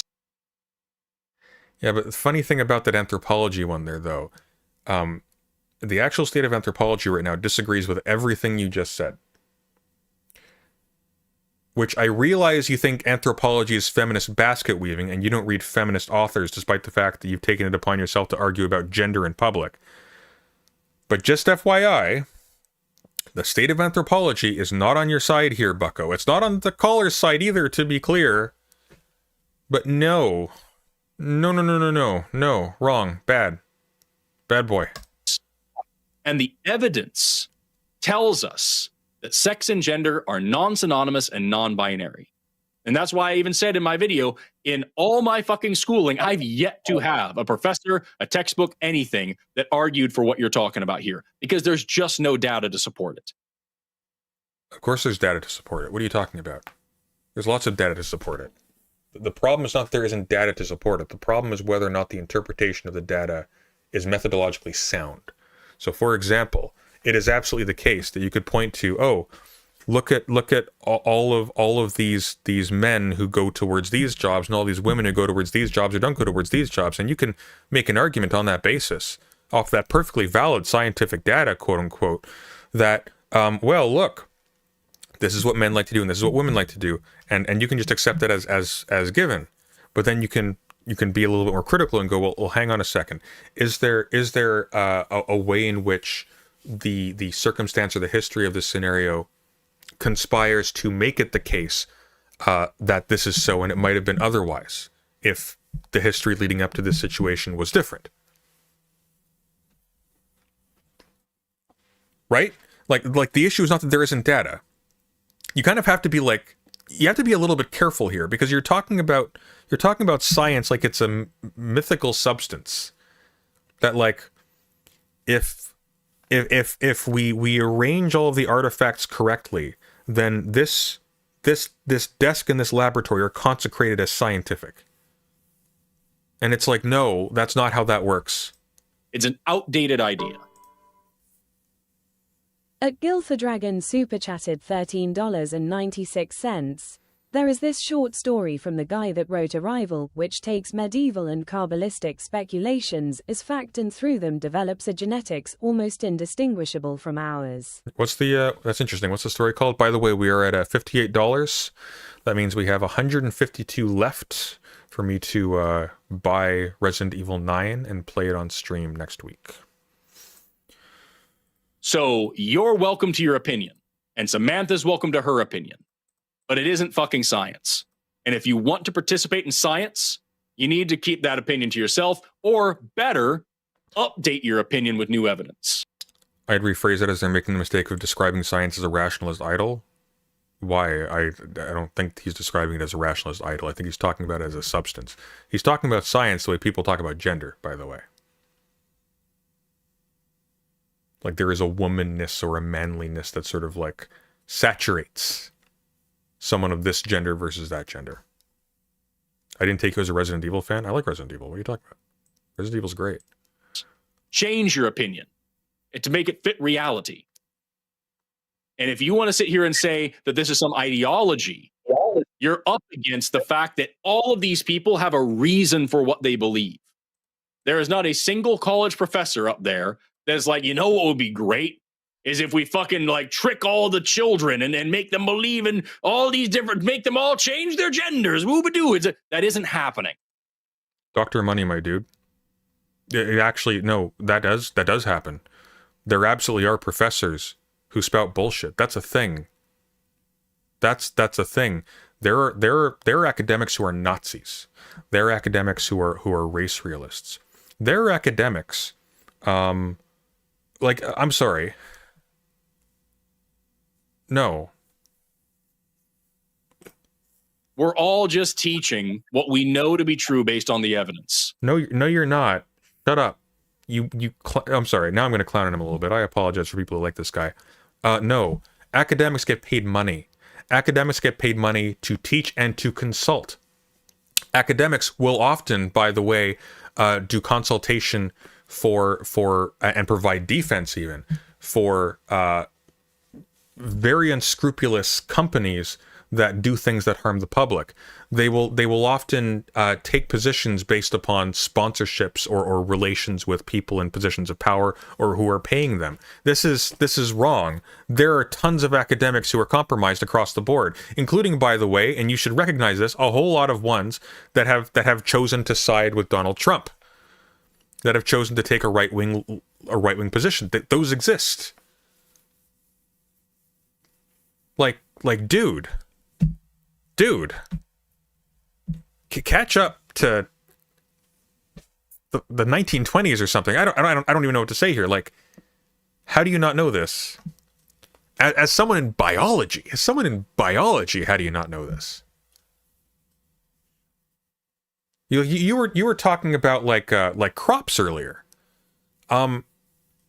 You realize, I mean, like, how often are food companies or other like consumable products that you ingest to your mouth, your nose, or whatever, how often do those people like solicit academics and privately funded studies to defend their practices and their products? It's constant. What are you talking about? Like, dude.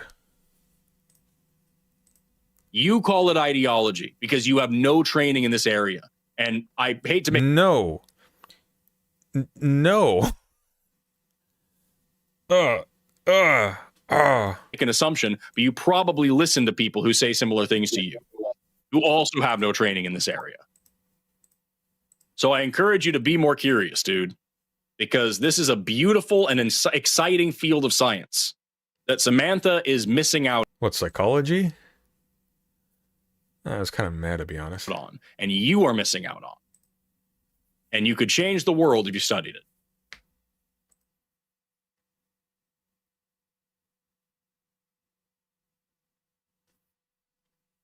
How do you take psychology, Forrest? You've given me a lot to think about. I suppose I was jumping the gun a bit. Is this the shocking turn for the better? You just bullied a guy into submission? You didn't explain anything correctly. You got a whole bunch of stuff wrong.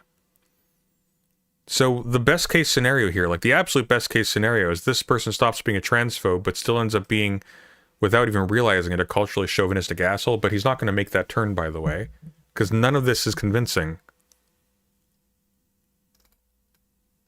You've given me a lot to think about. I've been... Okay, as someone who has spent a lot of time thinking about a lot of that stuff, that was terrible. That was terrible.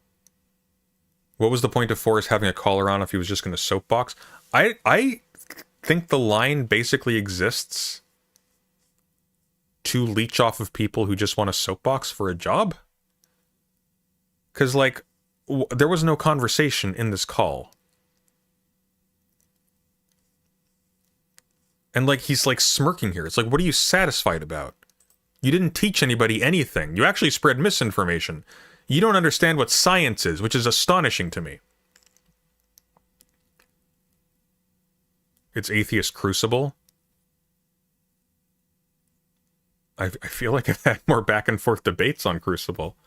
To be honest with you, I don't know what the solo show is like. It's just my experience with and I get it's like personal experience, but I guess what I'm saying is that, like, you had this guy at a position of vulnerability. He was explaining how his basis for his homophobia was because he was assaulted when he was younger. You could have opened that up to talk about a whole bunch of things. You could have opened that up to have like a really positive conversation to demonstrate actual empathy instead of performing empathy. Not in the Butlerian sense, performing empathy, and then moving on again to disparaging him because he doesn't have a degree. Like, fuck you, I'm sorry.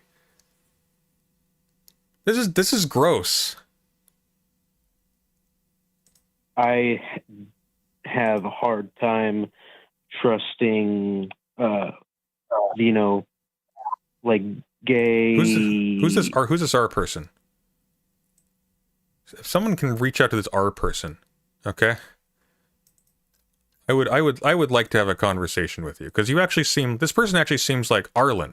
This person actually seems genuinely willing to hear stuff, and this asshole blew it.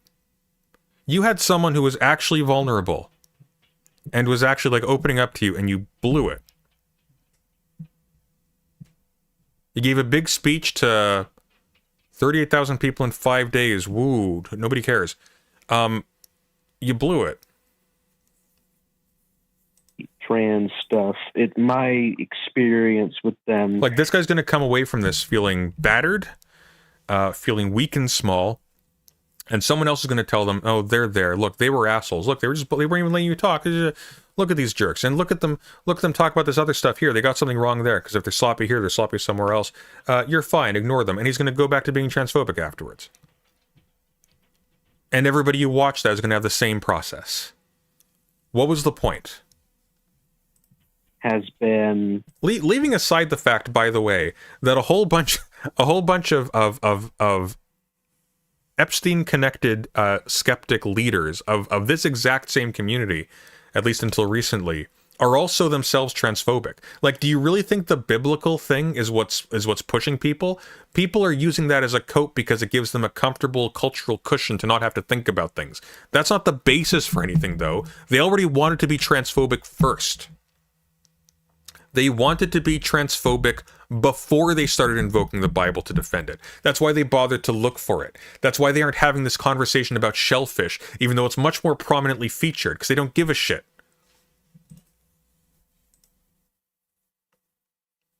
As a survivor quote. That's all I really. That is the only kind. That is the only. Who are the Epstein-connected transphobic communicators? Lawrence Krauss, Richard Dawkins. I mean, you could probably name a couple more. Category of experience that I have, and At Gilther Dragon super chatted $27.98. R seems the sort that would be amenable to opposing the abuses within churches. That transphobia is seeded by abuser types BC, they want PPL to be marginalized. Also, it's called 72 Letters by Ted Chiang. Thank you very much, Gil. And I just... By the way, we are at 86 now. So about 114 until Resident Evil 9. And we'll be doing Resident Evil 9, we'll be doing an analysis of it as we go through. There's actually a lot of really cool Nietzschean themes in Resident Evil 9, and the music is phenomenal. So I really hope we do get there. If we get to $200 in super chats by the end of tonight, and maybe I'll do a later stream and we'll continue with the same scroll. Then I will buy Resident Evil 9 and I will play it on stream next week. On President Sunday Dark. All the way through. It'll probably take me about 20 hours. Seems that... But it'll be a better 20 hours than King Critical. They are generally more... You need $14? Well, 114. 114. The game is $100 in Canadian, okay? So, like, I'm not being greedy here. I need to make $100 per stream for it to be a day that's not basically a loss, because it's a job. I'm also going to be making a video afterwards because I'm also doing stuff on the side. Because I do pre-prepared content as well. That's paying for the game. Okay. Interested in smaller, more petite people in general. Not true. And that just... Not true. Wait, what? What do you say? Generally more interested in, smaller, more petite people. More and category of experience that I have. And it seems that they are generally more interested in, smaller, more petite people in general. Not true. And that just... Not true.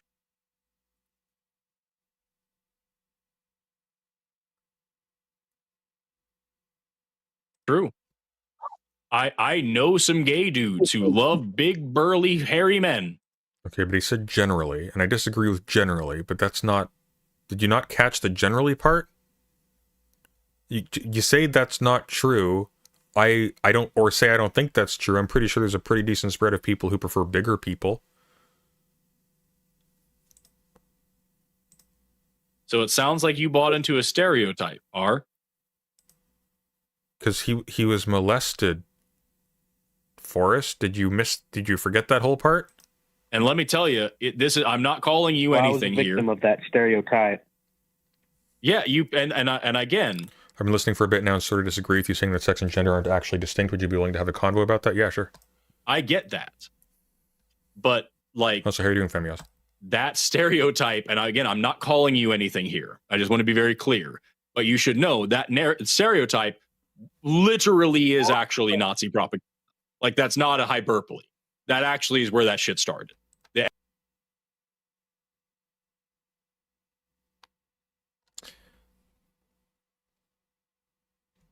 Is it? I actually don't know. LGBT groomers. I'm in the waiting room. Oh, right now, but I'm tired. Oh, fuck, I'm gonna do it badly. I'm not prepped for this. You would not believe the day I've had. Hi. Hello. How's it going? I'm doing all right. So, hold on. Let me. Can I grab some water first? Yeah, of course. I've got butterflies in my stomach. I get nervous with confrontation. I'll be right back. No slurs, okay? You can talk to the chat. All right. Hi, chat. Hello. Hello. Hello. Hope you're all doing well. If not, I will be very sad. Okay, you guys better be doing good. Hold on. Oh, you know what? I'll turn on my camera. Why not? I don't know if it'll show on screen. But who dis? I'm Femios. I just want to have like a little bit of a convo about this.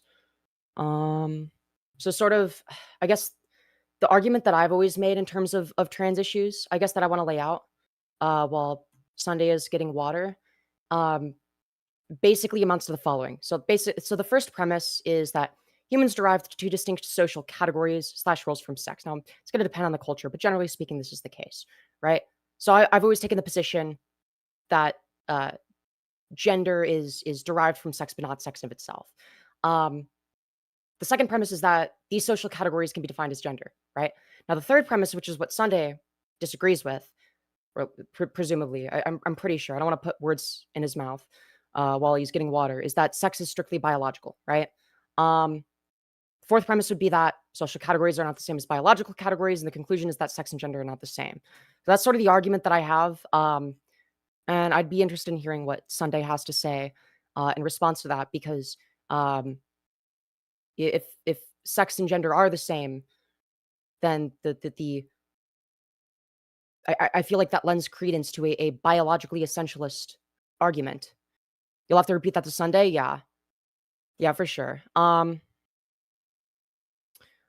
But I just think that it's useful, generally speaking, to be able to make the distinction between biological characteristics versus social ones, and understanding that the way in which we view each other socially is in part conditioned by the way that we view certain biological characteristics, and that there are social ramifications, but understanding that those things are distinct and could be, they're not necessarily separate from one another in a societal sense based on how we view them, but they are, separate concepts, like in a conceptual sense. Is this the voice of science? No, I'm a commentary YouTuber. I'm not like super well informed on everything. This is just something that I talk about in passing. You won't say that they are the same. Yeah, I just wanted clarification because maybe I misheard, but it sounded like he said that sex and gender aren't distinct the way that Forrest Falkai is saying, and I would say that Forrest isn't doing a great job arguing either. It seems very performative, but I mean, I feel like that's kind of a given. It's not that these things aren't separate. It's that sex can act as gender. Okay, then maybe me and Sunday agree, and I'm just a little bit confused. I'd have to wait and see what he has to say on the matter. because I would agree that people view sex as gender, but I think that I think it's necessary to understand these things as fundamentally distinct, because if they're not, if my gender is my sex, then wouldn't I necessarily be just a male? Wouldn't that be my social categorization? That's sort of the argument that I use in favor of distinguishing these things. So I'd be interested in hearing Sunday deconstruct that. Oh, I just heard the door open. So Sorry I'll lay about out the that. One argument. moment. Yeah, no worries. I basically laid out sort of what I wanted to talk about to chat, so I'll repeat it to you. Sure. Yeah, so basically, the line of argumentation that I go down usually is that gender is derived from sex, but not sex in of itself, right? So the argument that I'll make against somebody that denies the existence of the sex-gender distinction would be the following, okay? So the first premise is that humans derived two distinct social categories / roles from sex, generally speaking. There's going to be cultures where that's not the case, but generally in this society, that's This true. is premise Premise one. 2. Yes. Okay, so your premise Premise is, but two. your premise is insisting on the sex-gender distinction, then, isn't it? I suppose you could make that argument. Well, I mean, it seems like it's sort of baked into what you said. I mean, I would say that. So I guess you would disagree with because I guess that would be baked into premise 3. I guess you could say that. Can you premise restate 3, restate premise 1 again, just so I'm getting this correctly? Humans derived two distinct social categories / roles from sex. Okay, so we're treating sex as sort of a natural, foundational, sort of primordial thing that's just given, and then we're deriving social roles from this. Okay, so social roles would be genders. Sex is being treated as something that is not, derived. so- Okay, but that separates just sex and gender. So you're presuming the distinction between sex and gender, right? WRDSMTH super That's chatted fair, yeah. $10. And I guess I was gonna donate guess on maybe I stream. can- Sorry, hang on one sec. Sorry, you're This being is talked over by easier. super chat. Namaste. Thank you, the lyrical words. Appreciate it. Yeah, I we suppose I are could we are order at this 96 better. now, by the way. 104. Sorry about that. As you were. My apologies. Yeah, I suppose I could have ordered this better. Because the third premise is actually that sex is a biological category. And then the second premise is that these social categories can be defined as gender after the first premise. The fourth premise is that social categories are not the same as biological categories. And the conclusion is that sex and gender are not the same. So it's not like the most well-written argument, but it's sort of the line of argumentation that I usually go down. Okay. The reason why sex and gender are the same is not because gender is entirely encompassed by sex. The point is that gendering is a thing that we do whenever we identify categories of things and then make the constituent parts of those things submit in a certain sense refer their identities to their relationship to that category, right?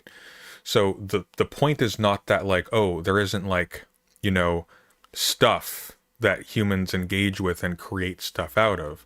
The point is that the only reason why we are identifying sex as an important category of this nature in the first place is because we've already categorized people socially to begin with, right?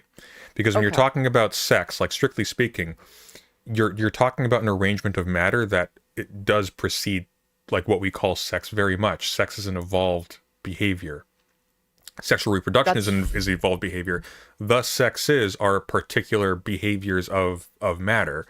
And not just that, they're particular interpretations of behaviors of matter. So, for example, Foster Sterling's book, Sexing the Body, highly recommend, by the way, starts with an anecdote about an athlete who was found to have an intersex condition.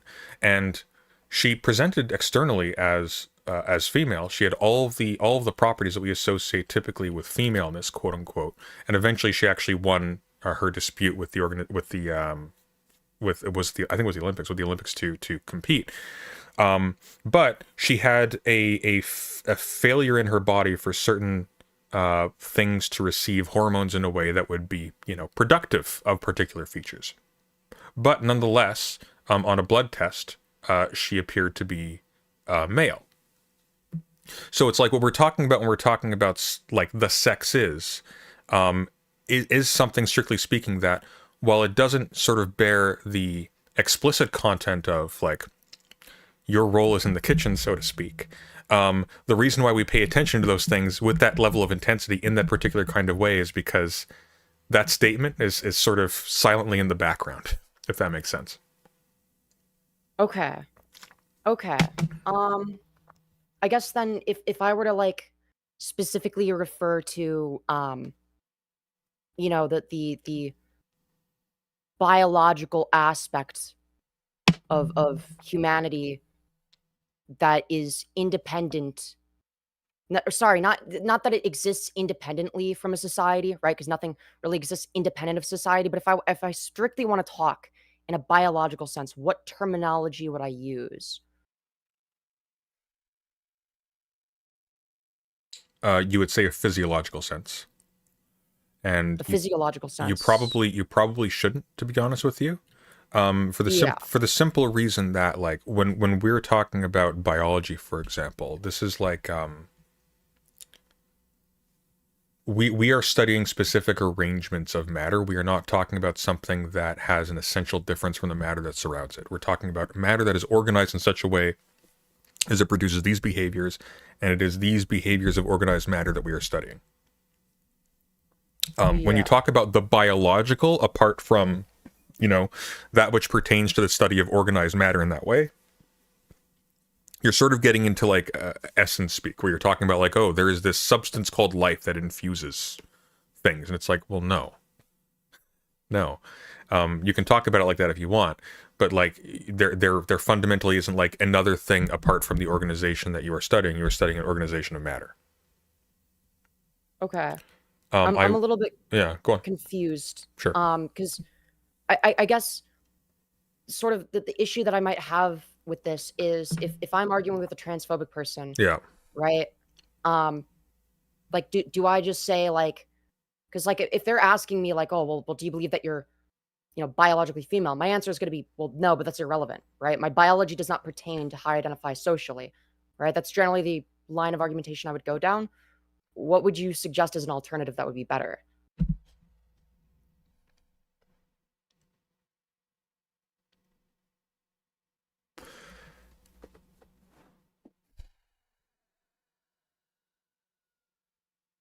Can you phrase that for me again?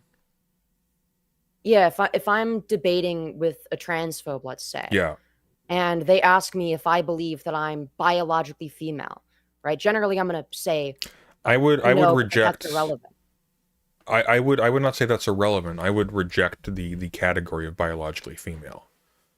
There is no such thing. If you're saying biologically female, you're just saying woman plus I'm deciding that woman is this particular organic arrangement seen from the outside under a particular light. That's not very interesting, right?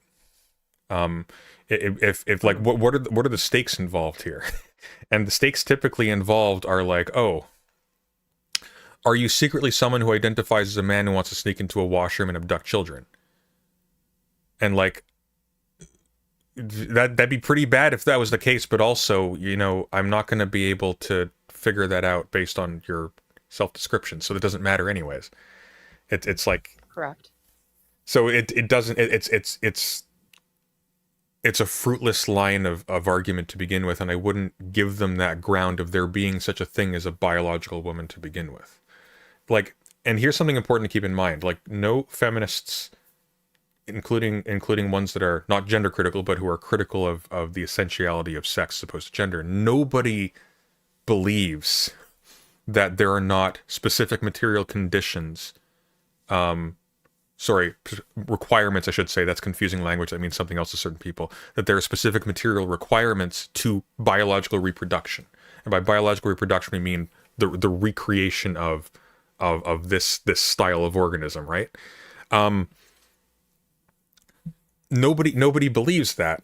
The point, though, is that these particular like organic arrangements, these particular structures, really tells you nothing whatsoever about personality, aptitude, so on and so forth. I agree. All those things, including incidentally, like, they don't gesture at like, oh, is there a kind of human here? In a broad sense that we can simply handle as such, right? Mm-hmm.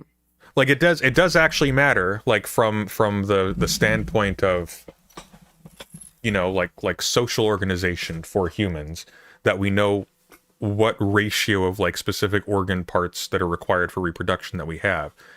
But Yeah. like that's kind of where it stops. Like there's really no actual justification for taking that and then going like, okay, this is how much cannon fodder we have, these are how many domestic slaves we have. Yeah. Right? Well, Yeah. and I've always said that you know, in terms of like, you know, your collection of sex characteristics, that shouldn't really have any bearing on, you know, how you're identified and categorized in society. Well, right? I actually disagree a little bit with that. I think it should, like for example, like under specific conditions, to be clear, like for example, in a medical context, it's actually really important that doctors treat certain people with certain like physiological features differently from people with other physiological features. Correct. Right. But that's not a social context. It absolutely is a social context. But you How see so? well, why is it not a social context? You're literally talking about engaging with technologies and organizations that are made and comprised by people. That's fair, I guess. I suppose Yeah. what I meant by social context was more along the lines of just a, you know, generally speaking in society. But right? here's Rather than that the medical you're putting your finger on something. You're putting your finger on something. Mhm. Why are you separating out gender from a medical context in the first place? Like why is this a thing that sort of floats in this sort of airy-fairy zone of opinions and beliefs versus this really hard not social stuff that's just there? Like why are you doing that? Because I got to tell you, like they are very very social in nature, even down to I agree even- that they you go- are, but that they shouldn't necessarily. But it's not necessarily the case that they should be social, right? It should be viewed as something independent of that. to some somebody degree, endorsing right? tactical race science. What's that? Sorry. Well, I guess like I would say that like yeah, generally it's going to be the case that the people socially view people differently on the basis of biological sex, but I've always made the argument that they shouldn't. Sorry, I'm distracted here because Jemt is being an asshole as usual. No, I'm not endorsing tactical race science. No, the tribal societies have to pay attention to whether or not there are enough people to reproduce the community. Sorry, say that one more time. I apologize. Repeat Yeah, 'cause that one I've more always time. just I've always just made the argument. Fuck, what was I saying? Now I'm distracted. I win. Damn it. Chat, what did I say? Chat, what did you say? I could just rewind and listen to it, but I'm not going to. That's fair. Oh, I think it was something. Oh, yeah. I think I said something along the lines of I do believe that descriptively it's the case that people sort of view biological sex in in more of a social context. Like they view it as like a social thing and make determinations on that basis. But I make the claim that they ought not make certain determinations about a person on that basis. And I don't think you would necessarily disagree with that. At least not fully. I didn't catch that last part. Sorry. They view you. Sorry, you were speaking very fast, and I didn't. I was following you up to a point, and then you lost me. Yeah, like descriptively, Right. people view people differently in a social sense on the basis of their sex. Right. I agree with that. But I've always had the position that prescriptively, we ought not socially categorize people on the basis of their sex. Right. Okay, but you're still insisting. Okay, here's the thing, though. You're still insisting on the sex-gender distinction here in order to make that like a meaningful point, right? So I'm just saying, like, obviously, for example, in a social context, it makes sense to pay attention to differences of organic structures that have been identified in a different key as belonging to men and women. These nonetheless, even though they were incorrectly used as the basis for identifying types of humans, they do identify specific types of appropriate treatment, right? Like that's true. Like if I have testicular torsion but I identify as a woman, you know, it's kind of a problem if they just won't treat me for it. You know? Yeah, but that would be the acknowledgement of sex. That's not. But that wouldn't be the acknowledgement of sex, though. You're insisting on sex still. Like you don't need to acknowledge sex there as a distinct category. It doesn't help you. You just have to acknowledge structure. right? So you just have to Well, go, wouldn't oh, that structure- this person has testes, where sex is like an additional factor here. Like, why would we not simply refer to them as reproductive organs? This person's reproductive organs, which is of this type, has this damage to it, and we're going to treat that damage in the conventional way or something. I don't know. I'm not a doctor. Because those could be, I mean, you could say that that's like a more descriptive. What is the I mean, you could category say- of sex adding to this discussion? Well, it's just sort of an amalgamation of those types of things that you just described, right? Like that's sort of. Well, it's an amalgamation of those types of things, but those types of things as determined by what? Is someone with gynecomastia, like is a male, like someone with a dick and balls with gynecomastia, are they like a little bit on the female end of things? They need to be treated in that fashion then? In a biological sense, yeah. No, a you see, little bit. we're challenging the biology culture distinction here, and you're insisting on using biology in your sentences. So we're looping a little bit. You see how tricky it is though, because it's like Yeah. because It one is a of little the bit go on please. No, it's okay. No, I was just saying it is a little bit confusing. That's all I was saying. Sorry, what were you saying?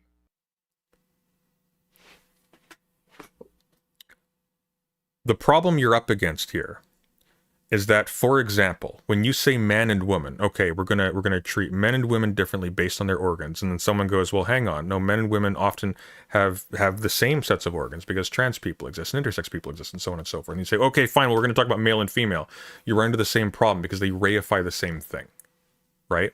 You're literally just doing the same thing with gender, but with sex again. And the reason why you're doing that is because the reason why you had the sex categories to begin with is because you were already gendering people in the same way. Because when you're gendering, all you're doing is you're classifying people that way. So, for example, seconds ago, I said male with dick and balls. You didn't even challenge that. It seemed obvious, right? Correct. Right, but it shouldn't, because I'm actually just I'm just saying male twice. I'm not saying an additional thing. So sex is not adding to this. I'm literally just copying the thing I initially said. Mm-hmm. Right. So when we're talking about sex categories, we are not actually adding anything to the conversation. We are simply treating gender categories as if they had a more primordial backing, right?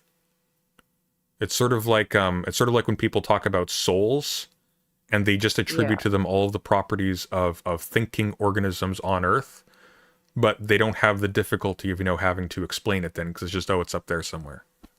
There's a little gland in your head that just connects you to a higher power or something. Right? Yeah. Right.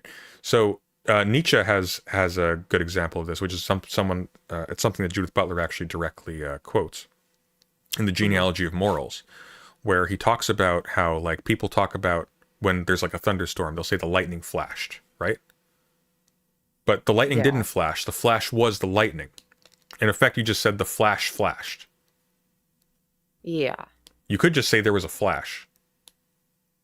Yeah. Well, and that's generally like that's what somebody would mean when they say, right? Like they're not literally trying to say that the flash flashed, right?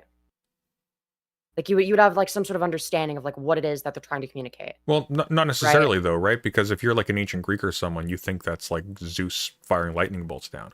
The point is that the flashing is the thing. Like you're not explaining the thing by saying the lightning flashed, because you're describing a thing that literally just exists.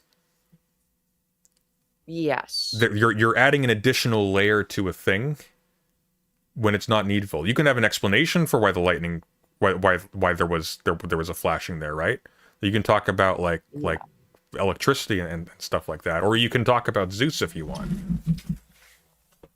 But when you double stuff up like that, when you say, oh, gender is sort of a cultural organization derived from sex, it's like, well, then how are you getting your sex categories? And you can't say, oh, because of reproductive capacity, because you're just saying the same thing again. Because if you're just saying reproductive capacity twice, like obviously reproductive capacity plays a role in how gender categories came about, because people were subjugated on the basis of external identifiers for having those reproductive capacities. But it doesn't actually tell you about types of human beings. It tells you about types of human beings that some people at a particular time, some organisms at a particular time, found interesting. But the problem is that that doesn't tell you a whole lot about what sex is or what gender is, because they are just gendering and doing that. That is conditional on like a particular time and place. That is a decision. It's a decision that some things made at some point in time. It could have been otherwise. It can be otherwise at any given point if decisions are made differently. That's fair. Also, in the case of the lightning, couldn't you say that like the flash is like a more specific part of the lightning? That would just be like the the photons emitted, like just like the light itself, rather than like the like all of the energy that interacts. Couldn't you say something like that, or no? Yeah, you could. But the point though is that when you say the lightning flashed, like you're not actually making an explanation of the lightning. You're just saying the lightning flashed. Like, you're not adding anything to it. Saying there was lightning is to say there was a flash. Right? Yeah, that's fair. Yeah.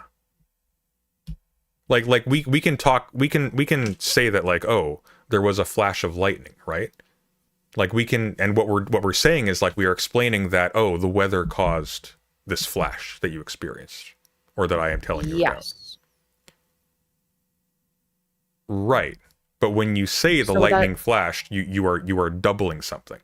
And the point is not that you're wrong to say the lightning flashed. The point is that this creates like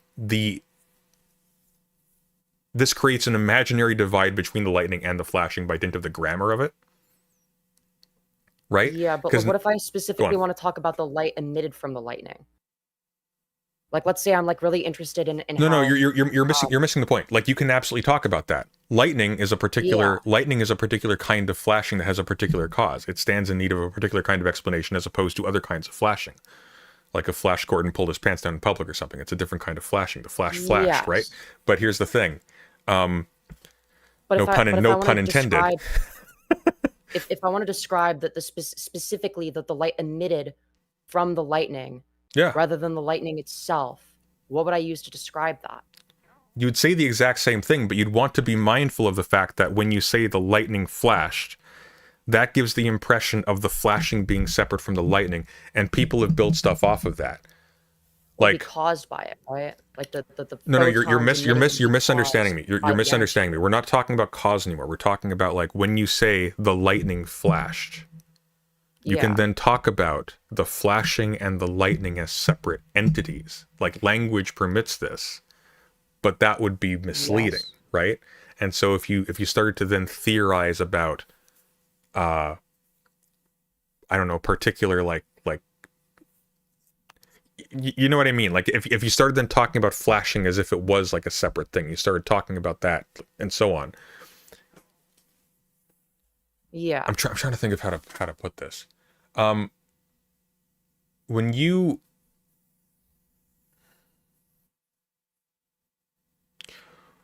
say that you do something, right? Like you pick up a pen. Mm-hmm. Yeah. Okay.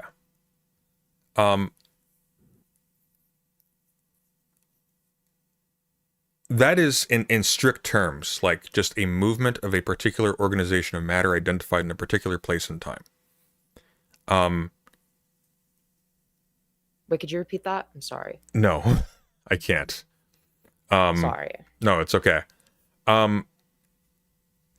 If you pick up a pen, okay, and you say, I picked up a pen. Yeah. Okay. This sort of gives the impression of there being a picking up of the pen that is separate from you. There is a you that is picking up the pen, right? Yes. Okay, so now you can start talking about picking up the pen and you as separate things, as if they exist in different domains of being, right? Because now you can talk about action and you can talk about identity. You now start to think about like your mind and stuff like that as being relatively fixed and sort of stationary and observing, while this other you that is not those things does stuff. Right? Sure, yeah. Okay, so that's sort of what happens with Descartes. He goes, I think, therefore I am, right? Yeah. Okay, but he could have just said, there is a thing called Descartes that is thinking. That's also true. Well, the first one's not true though, because I think therefore I am is sort of intrinsically redundant, right?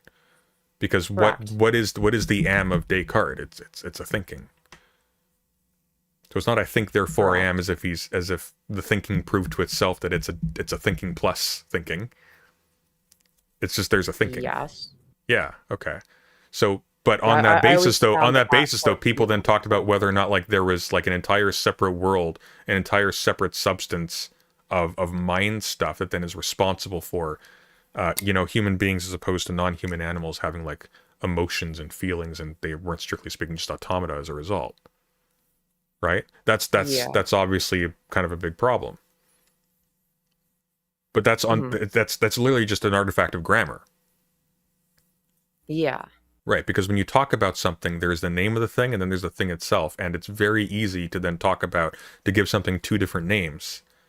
And then to think that you've actually like doubled the thing. You've actually identified like a novel dimension of this thing's existence. Oh, okay. That makes sense, actually. That's actually. I hope that's a good thing. Yes. Okay. I never really thought about it like that in particular. Listen, this is sloppy so because is that what I was doing with sex then? Was that what I was doing with sex? I think so. Okay. That's fair, honestly. But that's actually... I'm making a video on this. It'll be better prepared. I'm multitasking right now because I've got stuff cooking in the other room. I'm kind of a full-time caretaker at the moment, so I'm like stuff is nuts right now. So it's complicated, but I will make that video, and if you're confused afterwards, we can talk again. Yeah, of course. Okay, I gotta run though. Thanks for calling in, by the way. Yeah, of course. All right. Have a good one. Have a good night. Sunday, can you explain this without an analogy? Not right now. I have to go because the stuff's in the oven. I'm going to be streaming again later tonight. Yeah.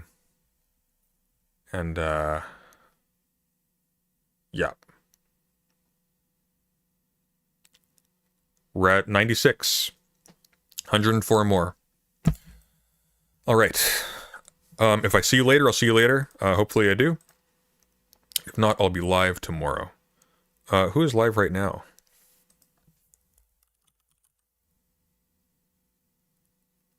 No, is Femiel's live? No? How about Aiko? I'll send you to Aiko. Okay. Have a good night, everyone. Take it easy. Ciao.